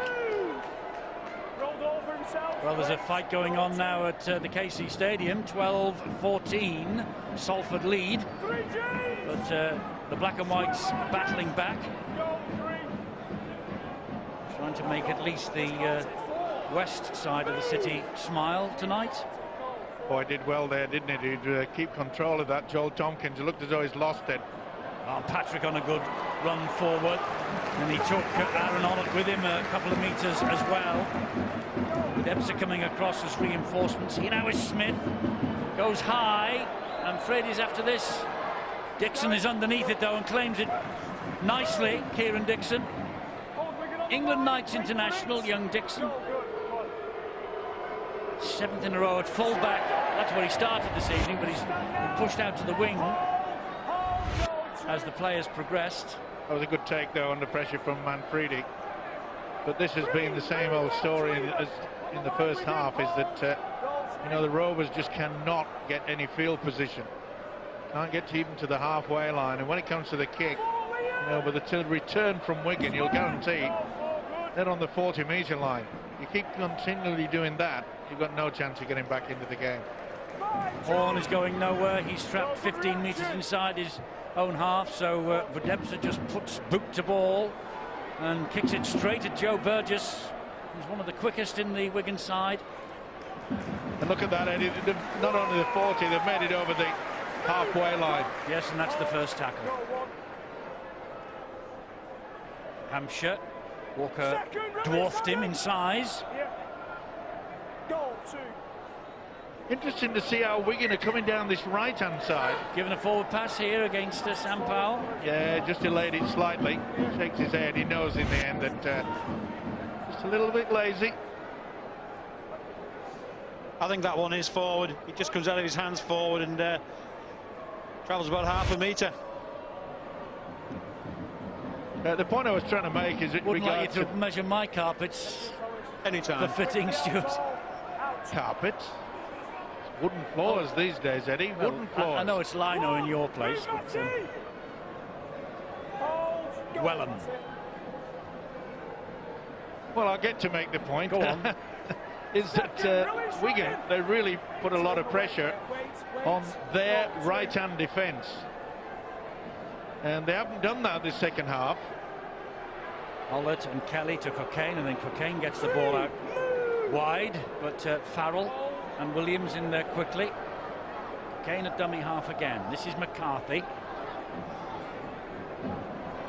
Down he goes. We're going to finish this set of 6 in the Wigan half. Kelly took the responsibility on his own shoulders, clattered by Patrick and co. Redemp's a knock on then. Well, it's what a shame. It's getting going from bad to worse is the fact that you know, the Rovers have yet to make a clean break, and that is amazing in a game of rugby league. Well, that's poor. If he played the ball 100 times, he'd only do that once, and it's unfortunate. And it was a good passage of play. Chris Chester scratching his head. Well, it's because the Wigan have targeted him. They've run at him so often with the bigger players trying to drain his energy. They know he's the most dangerous attacking threat Hulkier have got on the field tonight. The more they run at him, the more they drain him. And maybe his strongest part of his game isn't defending anyway. A lot of the breaks that Wigan have made have been in the part of the field where Kelly stands. Wigan now get up over the halfway line with Sargison skipping through tackles. And that's the point I was making. Phil, playing the ball too. Is the fact that Kelly is always out on that right-hand side, which he was caught out so many times. Tony Clubb will not be returning tonight. Well, it was a bit pointless, Eddie. He came off when they were 34-0 up. You don't take a risk like that. Here's Matty Smith again. And Joel Tompkins goes through a couple of challenges, gets the ball away to Hampshire. Hampshire then into the centre of the field to Matty Smith. He's attacking the line again. Kick to the corner. Williams wants it. Greg Burke, the Wiganer on loan in the head guard there. He made that tackle. This is Bateman. Oh, and he slipped past. Gets the ball away though. Manfredi. We'll get there. We'll get there, Manfredi. That's a great effort. Not given yet. Not given yet. Do they want to check whether the ball was passed off the ground? I think I heard obstruction. I think I heard obstruction. 2 things to check. Well, he's nominated that he feels it's a try. Passed off the ground and obstruction, Stuart. Full house. We both get a tick in the box. Well, I think the pass off the ground is okay, because I don't think anyone was actually hold of him when the ball carrying arm was on the floor. But obviously we'll see that. Not sure where the obstruction is, but here's the replay. Everything's fine until now. All happens from here. On the slip. Nobody's held of him on the ground, so that's fine. We play on from that. Not tackled. There's no obstruction there. Joel Tompkins is behind him, so this will be fine. Providing the grounding's okay, this will be another try for Wigan. Well, Bateman should have passed in the first place. He slips, and yeah, I don't think the ball carrying arm. Well, actually, just going back to that shot, when the ball carrying arm is on the ground, there's actually a hand placed on him, which does count as the tackle being complete. Well, the hand looked as though it was actually stroking him, if you know what I mean. It was going across his body rather than pushing him down or holding him down or hand on him. This is going to be given. You know what I mean. The word's wrong, but stroking isn't the right word, but you know what I mean. He glanced him. He glanced him with his hand on the ground. A glance, not sufficient, according to the officials. This is Greg Burke, I think, who's got more problems for Hull Kingston Rovers injury-wise. This is where Bateman really should have passed, and the reason he tried to step, he slipped. This is a nice finish, though. Poor trying to stop him, and they couldn't. Simple as that.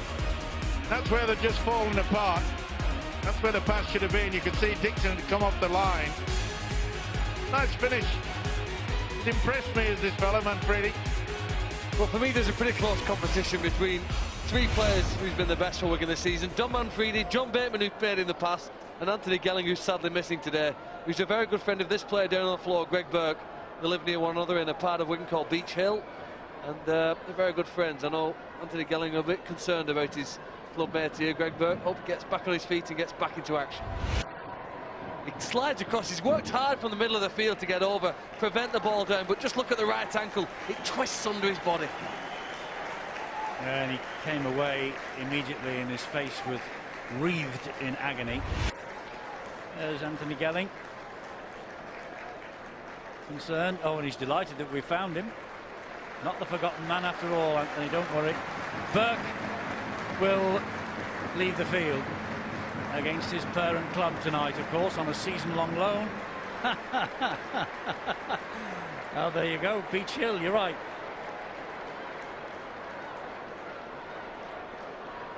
Well, he'd be limping his way home tonight. He still lives in Wigan, does he, even though he's on loan at Hull KR? I wonder whether Anthony Gelling will give him a backie on his, isn't it? That's a long his bike.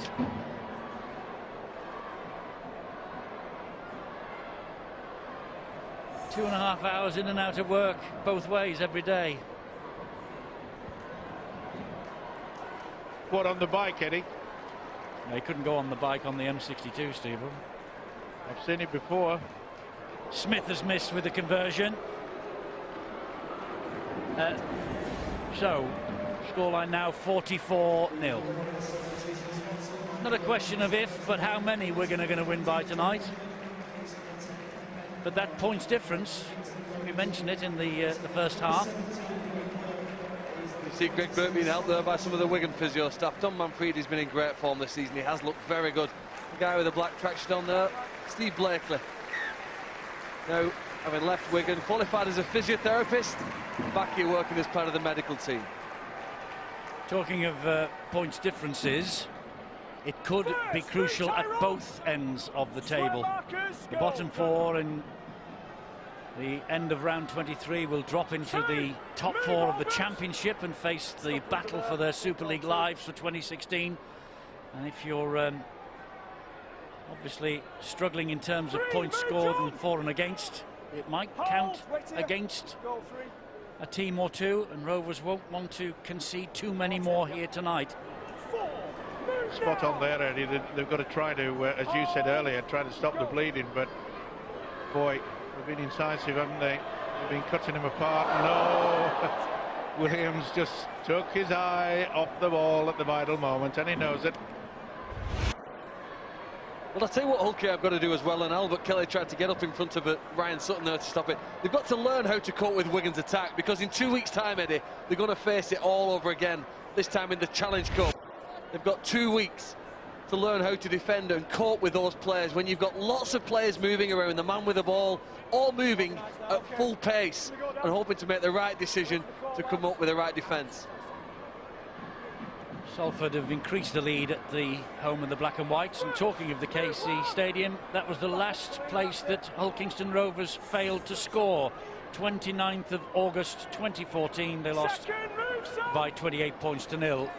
We will be at Lee. It's the Lee Sports Village where Wigan and Hull Kingston Rovers will play in the Challenge Cup next round. 15th of May at 5 minutes to 8. Well, that was a strong shot. 2 weeks today. Sorry, Eddie, that was a strong shot from Ryan Sutton on Albert Kelly. You're right, Phil, he's had some attention tonight. I've been watching Albert Kelly very closely over the last month or 6 weeks.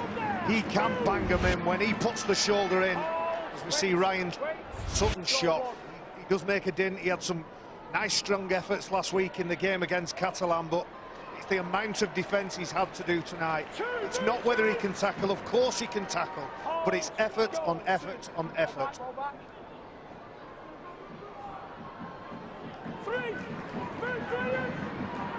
Well, here come Wigan again. 3 tackles gone, 20 metres away from the line. Patrick gave it to Smith, and here's Tautai! He wasn't going to be stopped. He ate up the ground with those legs. Pumped away. 15 metres. In the annals of time, that'll be a 30-35 metre try, just like Barry McDermott's at Wembley all those years ago. That was a full length for Eddie, I'll correct you. First try for Tautai at Wigan. And he's going to put Wigan 50 to the good here after the conversion. Yeah, good hit by Ryan Sutton. Made sure that the home side got the possession. And this is a planned move. See how he just steps back on the inside as he's receiving the ball. He tried to give the impression he's going outside, and look at him just step back. Oh, I'll enjoy that.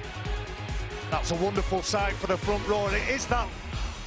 I'm not sure this is a knock-on by Ryan Sutton. I think he's fully committed to that tackle. I think that's a reward for a defensive effort, but a wonderful sight. You're right, Steve. It's that late step off his left foot, virtually as the ball's passed. That's the split second he decides, I'm not going on his outside shoulder, I'm going to go to his inside shoulder, and that's a fabulous try from the big fella. Well, under the current interpretations, Barry, that's a knock-on because the ball's come free and then it's hit his arm. So, you know, Hull KR should have probably had a scrum then and in possession of the ball.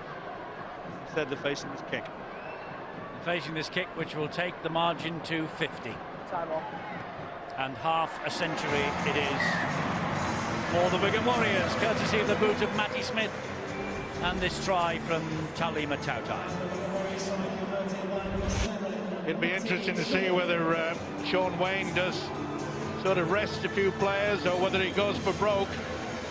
Eddie, you've already mentioned the importance of, you know, the scoring average and get full away. He's happy. He knows that he's already got the two vital league points. It is two vital league points, and it is a relaxed Shaun Wane tonight. Angela. Yes, he's still in the changing rooms, is Greg Burke. He's having lots of treatment. Just managed to get a little glimpse through the door, and it looks like they're gingerly taking off his boots right now. But one of the things that really stood out was the fact that, of course, he's on loan, a year-long loan, Greg Burke, over at Hull KR, so there's as much concern for his well-being, if you like, from the Wigan team as well as from the Hull KR team. You saw that with Steve Blakely helping him off the pitch, and Chris Ledlinski and Dr. Chris Brooks have put their heads in as well, too. So I'll let you know more when I've got it. Thanks, Ange. Flower makes a mistake while he's talking. And I'll tell you what, if he would have taken that, he would not have been stopped. He was travelling big time. Walker goes down in this challenge. Bang. Just on his shoulder, wasn't it? Well, Tautai's got a try. Dom Crosby got the first try. It's his turn now, he's thinking, Ben Flower. Yeah, it wasn't the best pass. It was just rising up to his shoulder. Boy, he got into top gear. Well, will there be a consolation try somewhere down the road for Rovers? They're looking very, very tired. Heads are down. This is McCarthy. I suppose the basic principle is that they haven't had a clean break so far. And James Green was hurt in that previous move as well, and he's on his haunches. It's not been a great night for Hull Kingston Rovers, has it, injury-wise or any otherwise, as we reach the last quarter of the match. 50-0 scoreline against them, and that kick from Kelly is a good one. It's well claimed though by Burgess, and here he goes. Clever. Well, the Rovers have visited a rugby clinic for the last hour, haven't they? In both attack and defence. They've been given a masterclass of how to play, and it's a test of how quickly they can learn and improve from it. You talk about them being short of numbers, Eddie. I was very fascinated, and perhaps after the game we may be able to find out from Chris Chester. They released Jordan Cox on loan to Huddersfield a couple of weeks back, which seemed a strange move for a player who we think has done relatively well in his Super League days, and yet not given a chance when they're short on numbers. Yeah, well, we don't know everything that goes on, do we? But yeah, good point.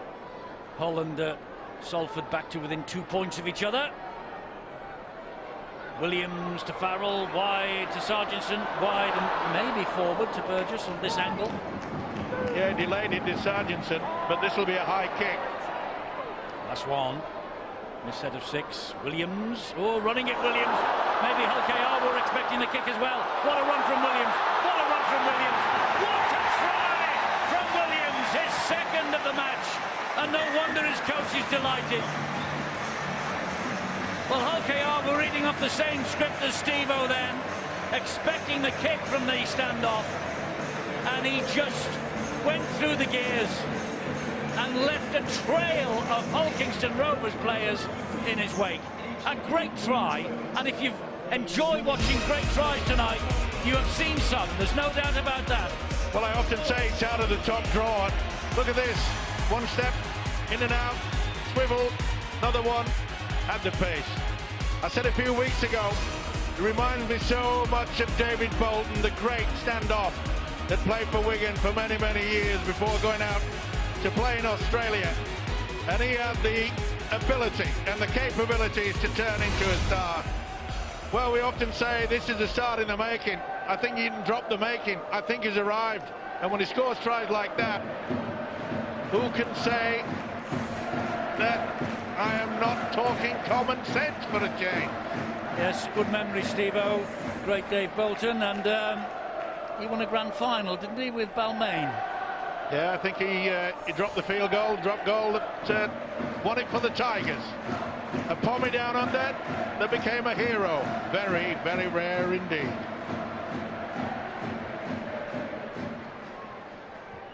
Smith adds the extras, and it looks even worse for Hull KR now.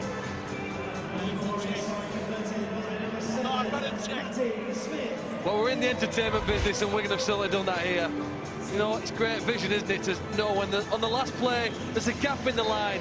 He's got the eyes to see it and the speed to get over the line. Brilliant try from George Williams. Fabulous try it was, and we've seen some good ones tonight.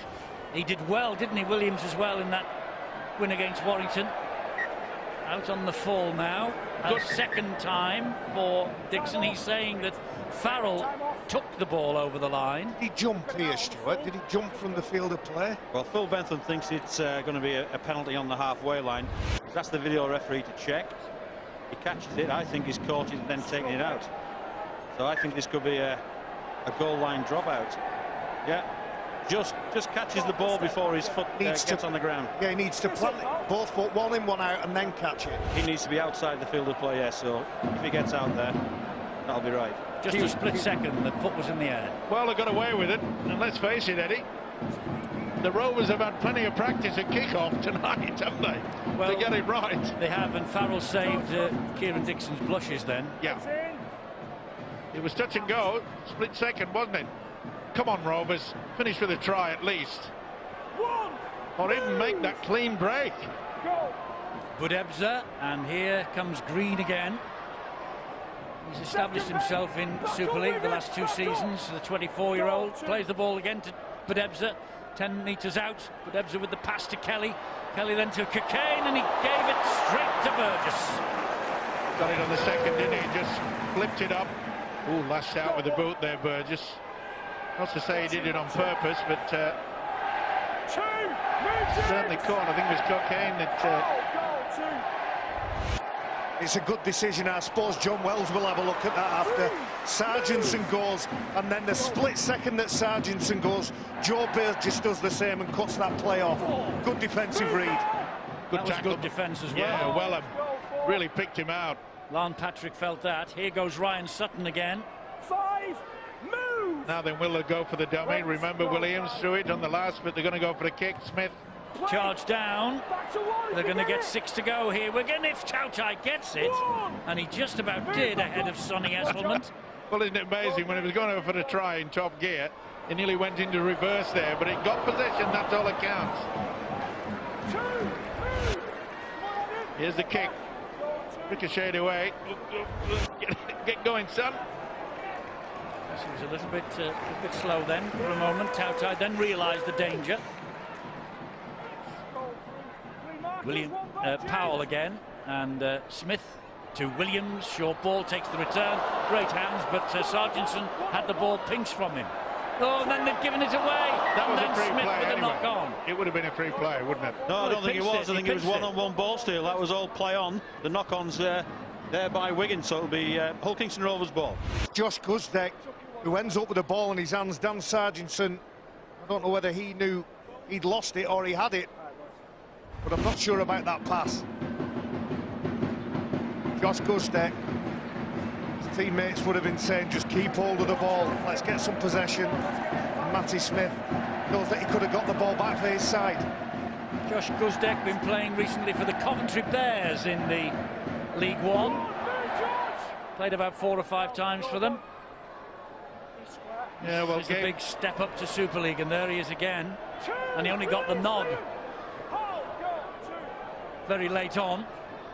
You've all got to learn sometimes, Eddie, and you know, who knows, and let's hope that he can build on this. Got the opportunity through the injury problems. Kelly. Horn, and wide to come to Wellham. Good tracking back by Joel Tompkins. 56-0, but still eager to keep Rovers out, Wigan, if they can. Wigan tackling like demons. Rovers, well, I think everyone in the ground, even the Wigan fans, would be happy to see a try for them. Well, I'm not so sure that Sean Wayne would, because... No, he probably wouldn't. Yeah, well, the point is, Eddie, is that...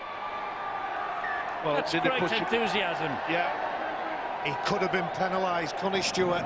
Well, Phil Bentham's claimed it was all one movement there. Interesting to see where he actually got tackled in the first place. Well, my first instinct when I watched that was that it was illegal. I think Phil Bentham's got it right. The momentum never stops. There's never a point in that tackle where it is stationary. Graham Horne did well to keep the tackle moving all the time. It was a good kick from Horne, and followed it up. He'll get the possession. The point I was trying to make about Sean Wayne, he'll know that the opposition have yet to make a clean break. And I don't know whether that's some sort of a record, but it'd have to go close. If they can go through the entire 80 minutes, this Wigan defence has to be applauded.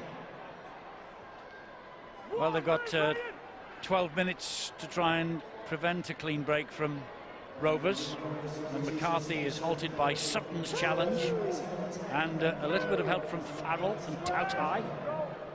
Well, it's a commentator's curse. Yes. Probably will happen now. Yes. And there it is. Donaldson, and he gets the ball way forward to Green.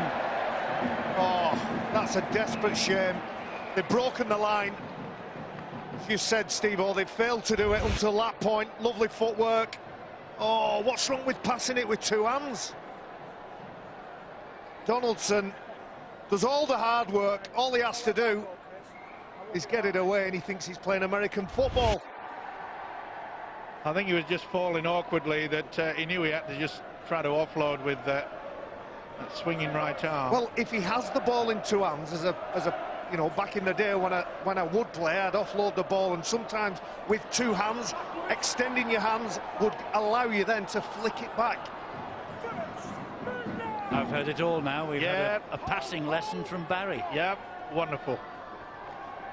Next we'll go free of charge, Eddie. Free of charge, Barry. We thought we were all brute force and ignorance, but obviously not, eh? No.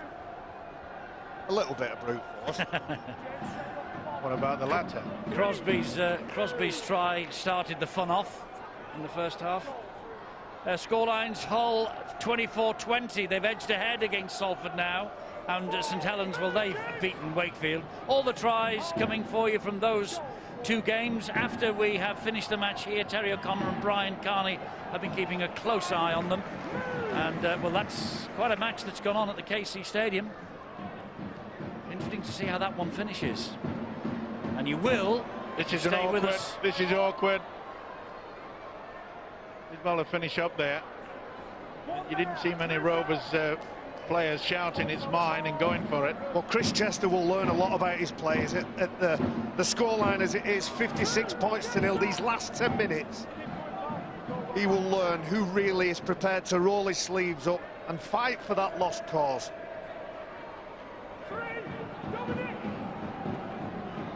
Well, the great thing that sport does, it gives you a second chance. In this competition here now, obviously these 2 points are taken, but Hull KR get a second chance to play against Wigan in 2 weeks' time and prove, Eddie, that they are a better side as Kelly now takes it up the middle, makes some ground. Yeah, I hope he has some troops back. Well, he needs some troops back, and he needs more effective time here to prepare his side, more effective coaching that makes a difference and helps them to cope with what Wigan threw at them at the start of the match, both the physical force and the intelligence of the passing. Now then, Manfredi could be in a spot of bother here. He used the elbow. That was silly play. He took exception to something that Cocaine did. Then I saw the elbow come out. Yeah, he definitely used the elbow, and that's silly play. Your team are leading 56-0. Bit of a smack round the face, to be fair to him, but yeah, the reaction wasn't the best. And that smack to the face first will probably save him. Was it a swinging arm? I'm not right sure. I didn't like it, but he'll have to be penalised, Manfredi. And maybe a little bit of a talking to. It'd be the first offence, I think, they're going to give, the high shot, and it is a penalty to Wigan. Just mentioning that Chris Chester will want some troops back. That's why the penalty's given there. He'll want some troops back for that Challenge Cup tie at Lee in a fortnight's time against Wigan. He mightn't have Greg Burke, the Wiganer who's on loan to Rovers, because the latest news is he's on his way for an examination at hospital on that problematic ankle that we think he injured in the second half here, was taken from the field.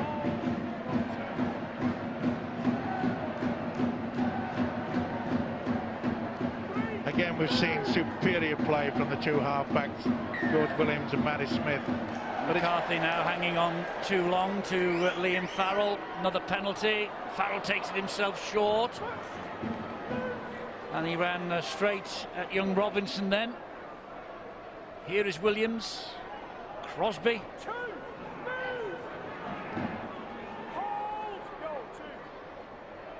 Powell gets it to Williams again.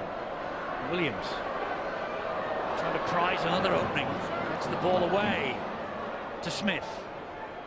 Smith turns and gives it then to Ryan Hampshire.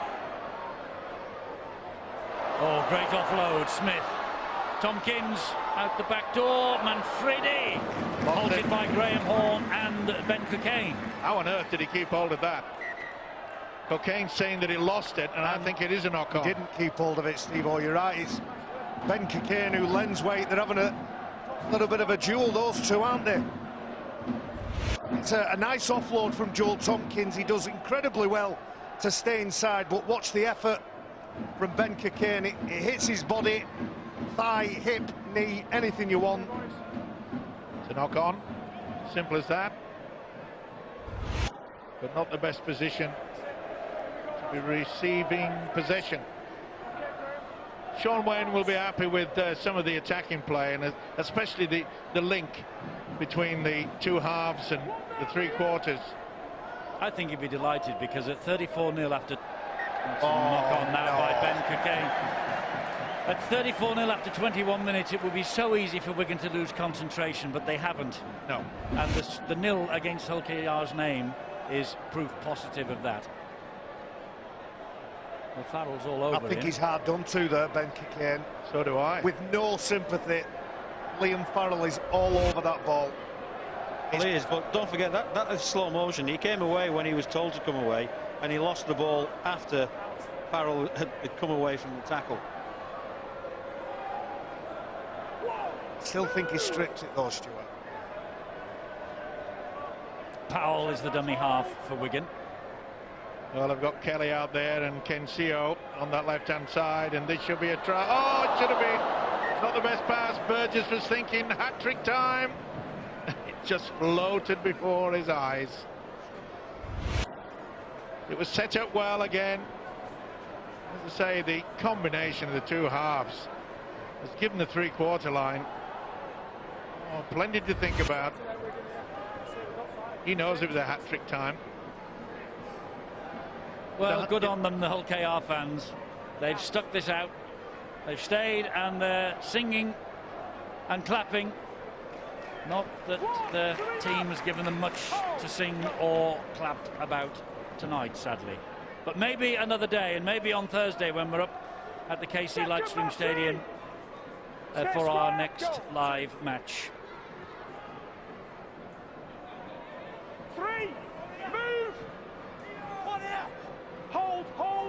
Well, it is a matter here now, isn't it, of they're just playing in the last few minutes. Donaldson trying to show that footwork, which got him through a gap earlier on. Thinking then about preparing here now. That's a forward pass, in my opinion. Yeah, you got it right, Phil. They just delayed it a little too much, Robinson. There's a lot of things in rugby league that you learn from, and at this level, it's a hard task. It's a harsh lesson that they've learned tonight. I feel so sorry for Chris Chester. His plans in ruins before the match started, when he had the late withdrawals latterly of Kevin Leroy. That was probably the last straw for him. Yeah, the camel just dropped to its knees, didn't it? Simple as that. But he is the French international. But the one thing I've always said, Eddie, is that the team that wins the grand final are the team that's got the best depth. and it proves throughout the season. Well, I think Wigan now will finish with a flourish. Goal 2. All right, Joel.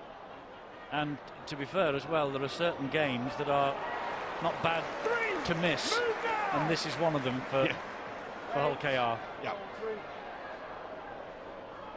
Sutton to Smith. Williams, kick to the corner. Burgess might get his hat-trick this time. Was he offside though? No, both touch judges have gone to the corners. Hat-trick for Joe Burgess. And back-to-back hat-tricks like Dom Manfredi did. So whatever you can do, Dominic, Joe can do. And again, a superb kick by George Williams. I know I keep saying it, but the combination of the two halfbacks again, look at that. Smith to Williams. Beautiful kick into the corner. You can't tell me that Joe Burgess didn't know this was coming. The combination. Wonderful. And he was flat to Steve-O. When that passing move between the two players broke down and the ball got thrown into touch, you almost thought to yourself that Joe Burgess was a bit disappointed in himself for being too deep. He's adjusted his depth, he's anticipated the kick, and all he has to do is catch it and put it down. It's a quality kick, a quality catch, and what's been a quality performance from Wigan. And isn't it amazing, Baz, in the fact that, you know, Joe Burgess had a shocking start to this season. Nothing could go right for him. And now we're midway through, and boy, he is turning it on. What a night to get a hat-trick. It could have been 4. Could easily have been 4. And what is it now? 13 tries for the season for Joe Burgess. Smith just misses with the conversion. I think we've seen as one of the halfbacks attempts the kick. A brilliant kick here. You know, the winger takes the benefit here of playing outside a brilliant back line. That was the first try he scored. Great pace, staying onside and getting excellent service from the team who were red hot in the first half. And he's had to wait then to the last few minutes of the match. But for me, it's the kick from George Williams. You know, all great players have to be able to pass and tackle. Williams has shown us that. But he can run with the ball very well as a halfback with the individual try we score from 40 metres. And I don't think there's a better player in Super League than George Williams at that short chip kick over. Now, I remember going back probably over 10 years, Paul Deacon, when he played for Bradford, who's now part of the Wigan coaching staff, obviously very, very good at those style of kicks, and I've no doubt that Deacon's influence on George Williams is evidence there in that play. Well, the agony will be over in 25 seconds for Hull Kingston Rovers. 60 points to 0. It actually is a fair reflection of the match as well. Yeah, it was something we anticipated, wasn't it? But Hull have beaten Salford. One half of the city smiles tonight. There's the countdown. And I must say, there hasn't been a bad player on the Wigan outfit. That'll do it. There's the full-time siren. 11 tries, 3 of them to young Joe Burgess, NRL bound in 2016, of course. Wigan will miss him. But they have great depth in their squad, Wigan. They too have had stars missing recently. Sean O'Loughlin, for instance, their skipper, has missed the last 11 matches. But they've hardly missed him. And they have done wonderfully well tonight. To keep Hull Kingston Rovers to 0. I know that it was a much weakened side, but to score 11 tries, you can only beat the opposition that is in front of you. Sargentson was brilliant, although he didn't actually get... Oh, yes, he did. He got on the score sheet at the start of the second half. There's that many tries, I can hardly keep count of them. Burgess got the hat-trick. Williams got a couple. Tautai got his first of the season. Manfredi weighed in. Sargentson, as I say. Joel Tompkins, Farrell, and Dom Crosby got his first of this second try in as many weeks, and he started all the trouble after just 4 minutes of the match itself. 60 points to 0, and the man of the match is Dan Sargentson. He's talking with Angela Powers. Yeah, man of the match, Dan Sargentson, he just said down my ear, that must be music to your ears, and also the fact that you got a 60-0 win, that's the thing that you really be happy about. Yeah, definitely. We know we got them in the cup in 2 weeks' time, and we knew we needed to come in and prove a point. We've been on a bit of a roll recently, and we've been throwing our shapes about pretty well, so we knew if we could keep them to 0, we'd do pretty well tonight. It was clinical, wasn't it? And you took advantage of a team that really is struggling with injuries. Yeah, definitely. They got a lot of injuries. Credit to them. They come out today with a full side. They're a real good side, as we saw when they played at home. So full credit to Hull KR tonight. Just I think a lot of injuries let them down tonight. That will make your points difference a lot healthier as well, won't it? And every single point does count this season. Yeah, definitely. I mean, Bugs went in for 3 today and he can't stop scoring. Dom Manfredi keeps going over, so our wingers can't stop scoring, and it's only good for our points difference, yeah. It's those nice bright boots of yours. You what? It's the nice bright boots. Oh yeah, I have to wear them so my mum knows who I am. Thanks for that, Dan. Next we've got Joe. Hat-trick, Joe. You like the sound of that, don't you? Yeah, it's not a bad feeling. It's what wingers are supposed to do, really. They get the tries, and yeah, I'm happy with it. You are happy with the scoreline there as well? Yeah, it could have gone either way. It was similar to like when we played at their place. We went a few points up and then get back into it. So it was a real professional performance by us, and it's good to get the win. How hard is it to keep your concentration really when you really are in charge of a game like this? Yeah, I mean, it is hard, but you just got to keep to the game plan and carry on doing what we do best. And you did it well tonight. Thanks very much, Joe. Thank you. Here's Sean now. Sean Wayne, victorious coach. 60-0, you'll be happy with the nil more than the 60, I would imagine. Yeah, that's what we spoke about at half-time, as you know, and we spoke all week about our defence being good, and I don't understand Rovers are a bit busted with a few players down, but we can defend what we're playing against, and I thought we defended really well. Our attack was good. It was a good performance, but I'm under no illusions. Hull KR are a good team, well coached, and it'll be a different challenge in 2 weeks. Sometimes a team just clicks together, and as you said, there were lots of injuries on their side, but you knew you had to take advantage of that. Oh yeah, I mean everything went our way as well. You know, the bounce of the ball didn't go their way, and so I'm not getting carried away. It's a good win, but a big game against Cass, and then we've got these lot again in 2 weeks' time, and it'll be a different challenge altogether. Congratulations, thank you, Sean. Thank you. Chris, that's a hard one for you to watch. Yeah, it's been a tough day. But you know, part of the second half, I thought there were a bit of effort there that second half, but yeah, it was men against boys for 80 minutes today, and not good enough from our boys. You had a heck of a day as well. You said at half-time 4 players lost, and then another one during the game. How do you feel, and what do you think as a coach when that happens to you? You just got to get on with it. There's a lot of clubs in the same boat. There's no excuses from us. What we dished out there today was not a Hull KR performance. Do you draw a line under this now? We've got to do, because we're coming back here in a couple of weeks. In the Challenge Cup, we're confident with a totally different game. Thank you very much for that, Chris. Thanks for talking to us. Thanks, Axel. Difficult to talk if you've just seen your team given a hiding by 60 points to 0. He knows, we know, and the game of rugby league knows that Hull Kingston Rovers in 2015 is a much better side than that. But it's a big defeat for them to take. OK, let's go down to Brian and John.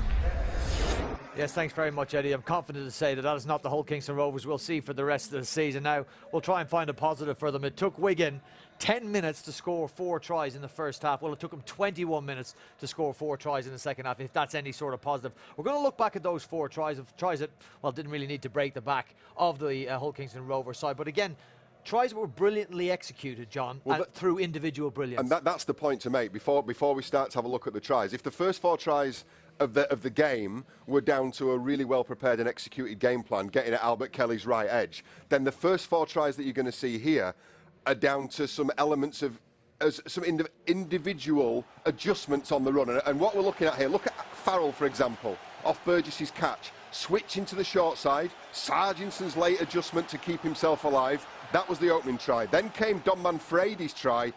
Great ball from Hampshire when he saw Wellham shoot the line. White line fever from Bateman there.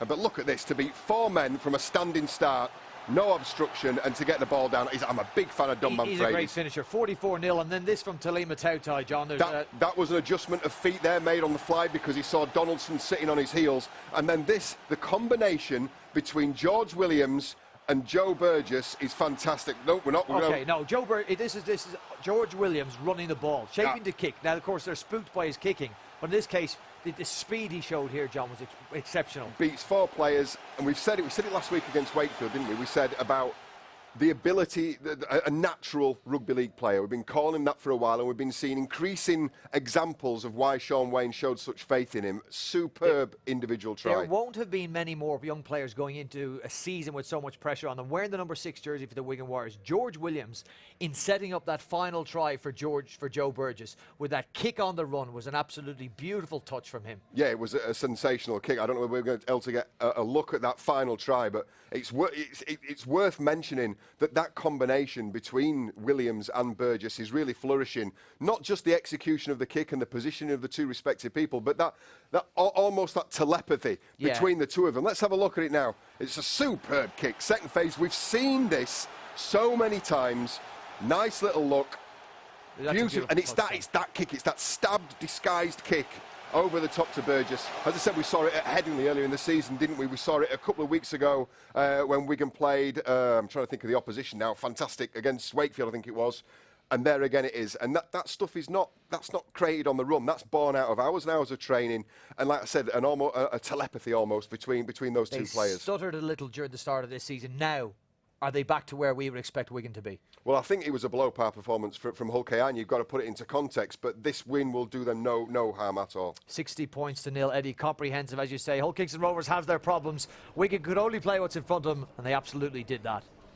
Didn't they just? 60 points to nil they have won here. St Helens have also won, and Leeds with a draw last night, so the gap has closed at the top of the table. And as far as Hull Kingston Rovers are concerned, well, the fact that Hull have beaten their opposition Salford tonight, well, that doesn't make things any easier to take as far as they are concerned. We will look back on those 2 matches that I've just mentioned at Saints and the KC Stadium when we come back, and have a little more reaction to this comprehensive victory for the Wigan Warriors here at the DW Stadium.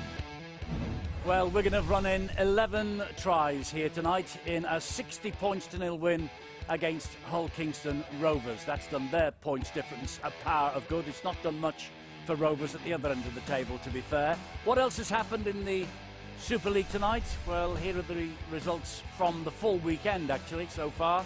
Great draw last night between Huddersfield and Leeds. What a match that was. Hull have beaten Salford 24-20. Saints have beaten Wakefield 44 points to 4. All the 4s at Langtree Park. Let's go down to Brian and Terry to look back on those 2 matches and the tries from them. Thanks very much, Eddie. We'll get to Langtree Park shortly. We're going to start at the KC Stadium in Hull. Salford went there depleted, but we had questioned in the warm-up, were they as weak as people were making out, certainly as they were making out publicly? We thought not so, and they got off to a great start, Terry. Theo Fage heavily involved, kicking a penalty. That's after he converted a Kevin Locke try early on. Well, the acrobatic Kevin Locke, when he catches this ball, I thought he was fabulous right the way through the game, Brian. He's running from dummy half. Him and Niall Laval's caused an awful lot of problems for them. But when you looked at them, and then when they go wide here, this is Tom Lynham. This try gets disallowed, but he's still chirping on at the referee. He's still having a bit of a pop at him. He wasn't really happy with certain things that were happening, and you'll see that Tom Lynham, he goes to the sin bin later on this. But okay, Terry, first half finished at 8-6, and then it was James Greenwood on loan that hit back for Salford. Yeah, they were really good, Salford, at times in the game. They were absolutely brilliant. They ran hard, they tackled hard, they just kept on turning up for each other. But Hull FC started to build in confidence during this game, and it wasn't really, Brian, until the last 8 minutes that they took control. Okay, Tully now has scored on the 50th minute, Terry, to make it 14-12 to Salford.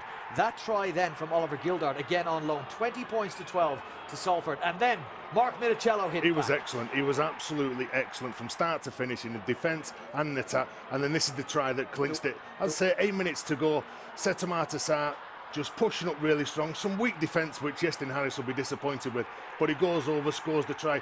And you know that try came about, Brian. They got a penalty, but they chose to run that play. So they started to build with confidence, and as I say, just 8 minutes to go before they took control. Okay, sum up Hull FC's performance in that, Terry, if you would. Scratchy. Expected them to win by more against that depleted Salford side. Expected them to win, depleted side, looking at who was going to be playing hooker for Salford. Key players missing, but they really had a go. Like last week when they played against Castleford, they had a dig, they stuck up for each other. I think when we watched that performance and when Lee Radford looks back on it, he'll think that we blew opportunities, we didn't play well. Tom Lynham got sent to the sin bin when he scored a try for mouthing off to the referee. That'll disappoint Lee Radford. Yeah, that set of Matassa try, the first time Hull FC led in that game with 8 minutes to go. That's so Salford will be ruining 2 points lost. Okay, next game up was Saints at home against the Wakefield Trinity Wildcats. Last time these two teams played, it was a 16 points to 20 victory for St Helens. No such luck for Wakefield on this occasion. And Luke Walsh, Terry, the first of the try scores after 12 minutes. Well, Travis Burns, Lewis Charnock, who played at hooker, and Luke Walsh, well, they cause problems all the time. Look at that for defence. You can't concede tries like that. That's the first of 2 Lewis Charnock tries. He's in for the rest of James Roby. Yeah, he was, and he played really well. I thought Andrea Savelio, another player who played well, youngster that's come through the system. But when Saints play and they're on the front foot, they're very difficult to stop, Brian. You know that, and they're just so composed every time they pass the ball. Okay, Tommy Makinson's try, 20-0, and this was a late consolation in the first half. Tom Johnston for Wakefield. Well, that was the only try that they scored, and that was 5 minutes from half-time, and it seemed to really kick Saints off into the second half, because they started the second half, they took 5 minutes to score, and then all of a sudden they scored 4 tries in a 7-minute period. So Saints, like they do, getting good field position. You look at all the close range tries, and look at Brian, how many times Luke Walsh touches the ball and sets up tries. Okay, Jordan Turner and Adam Swift scored, and then the big Tonka truck in the middle, Terry. Yeah, big crash bang wallop, straight hard, as all the Saints forwards were. And you'll see as well from the majority of these tries, the offloading game from Saints, the balance from Makinson, the meters he made last week. Swift supplying Luke Walsh. They were exceptional across the board. Makinson started the break on that occasion. He scored a great try last week. He finished off a great try next on the 78th minute. Almost the last piece of action, Terry. This to push it out to 44 points. But again, you look how many white shirts, Brian, are pushing up in support here. The never say die attitude of Saints, and that comes through the club. And whether it be Lewis Chana that steps in for James Roby, anyone who puts a Saints jersey on, they know what the culture's all about. They know what they've got to do. And I thought that there was some very good showings and some good performances from, again, why can't he just score a normal try? He keeps that up. He's an international winger. Look, does that 3-game losing streak that Saints suffered over the Easter period, is that a distant memory now? Yes, Brian. I've been waiting for them to play like that.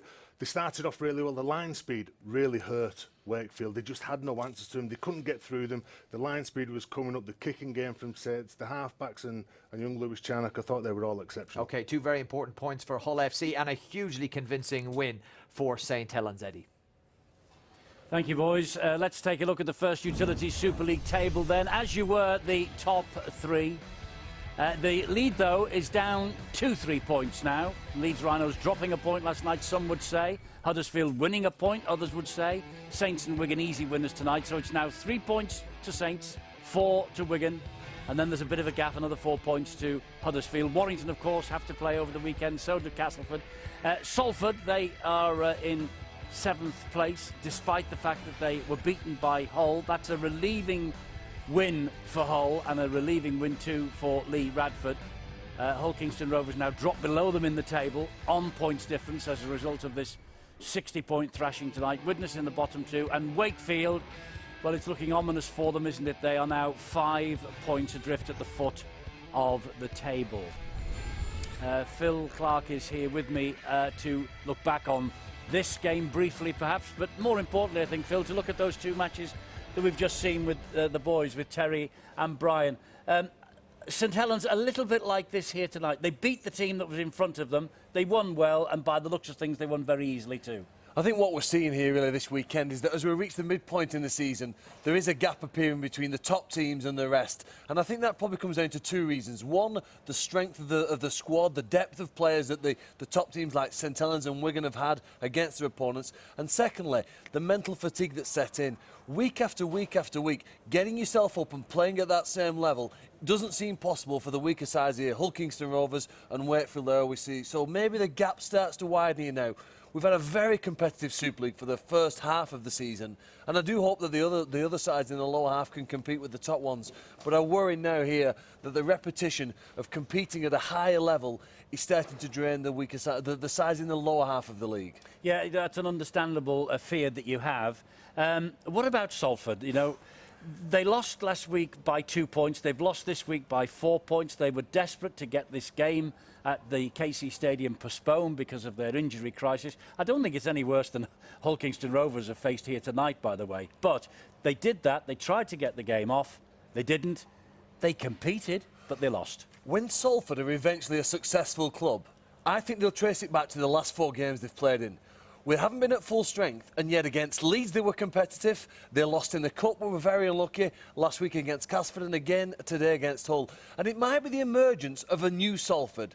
Younger players given Niall Evans is a great example. Thrust in here now at the deep end and performing like a regular Super League player, showing that basically he can swim at this level and compete against the best. And I think this could be a turning point. It's a watershed moment in the evolution that Salford need to go through to become a real club.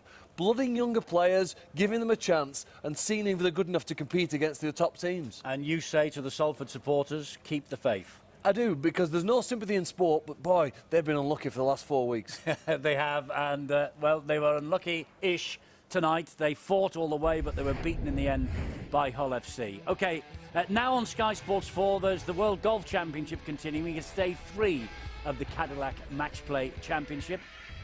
And this is the bill of fare next week from the Super League for you. Thursday, we're going to see, I am sure, a different Hull Kingston Rovers than we saw tonight. They take on bottom of the table Wakefield, and that's at 7:30 on Sky Sports 3.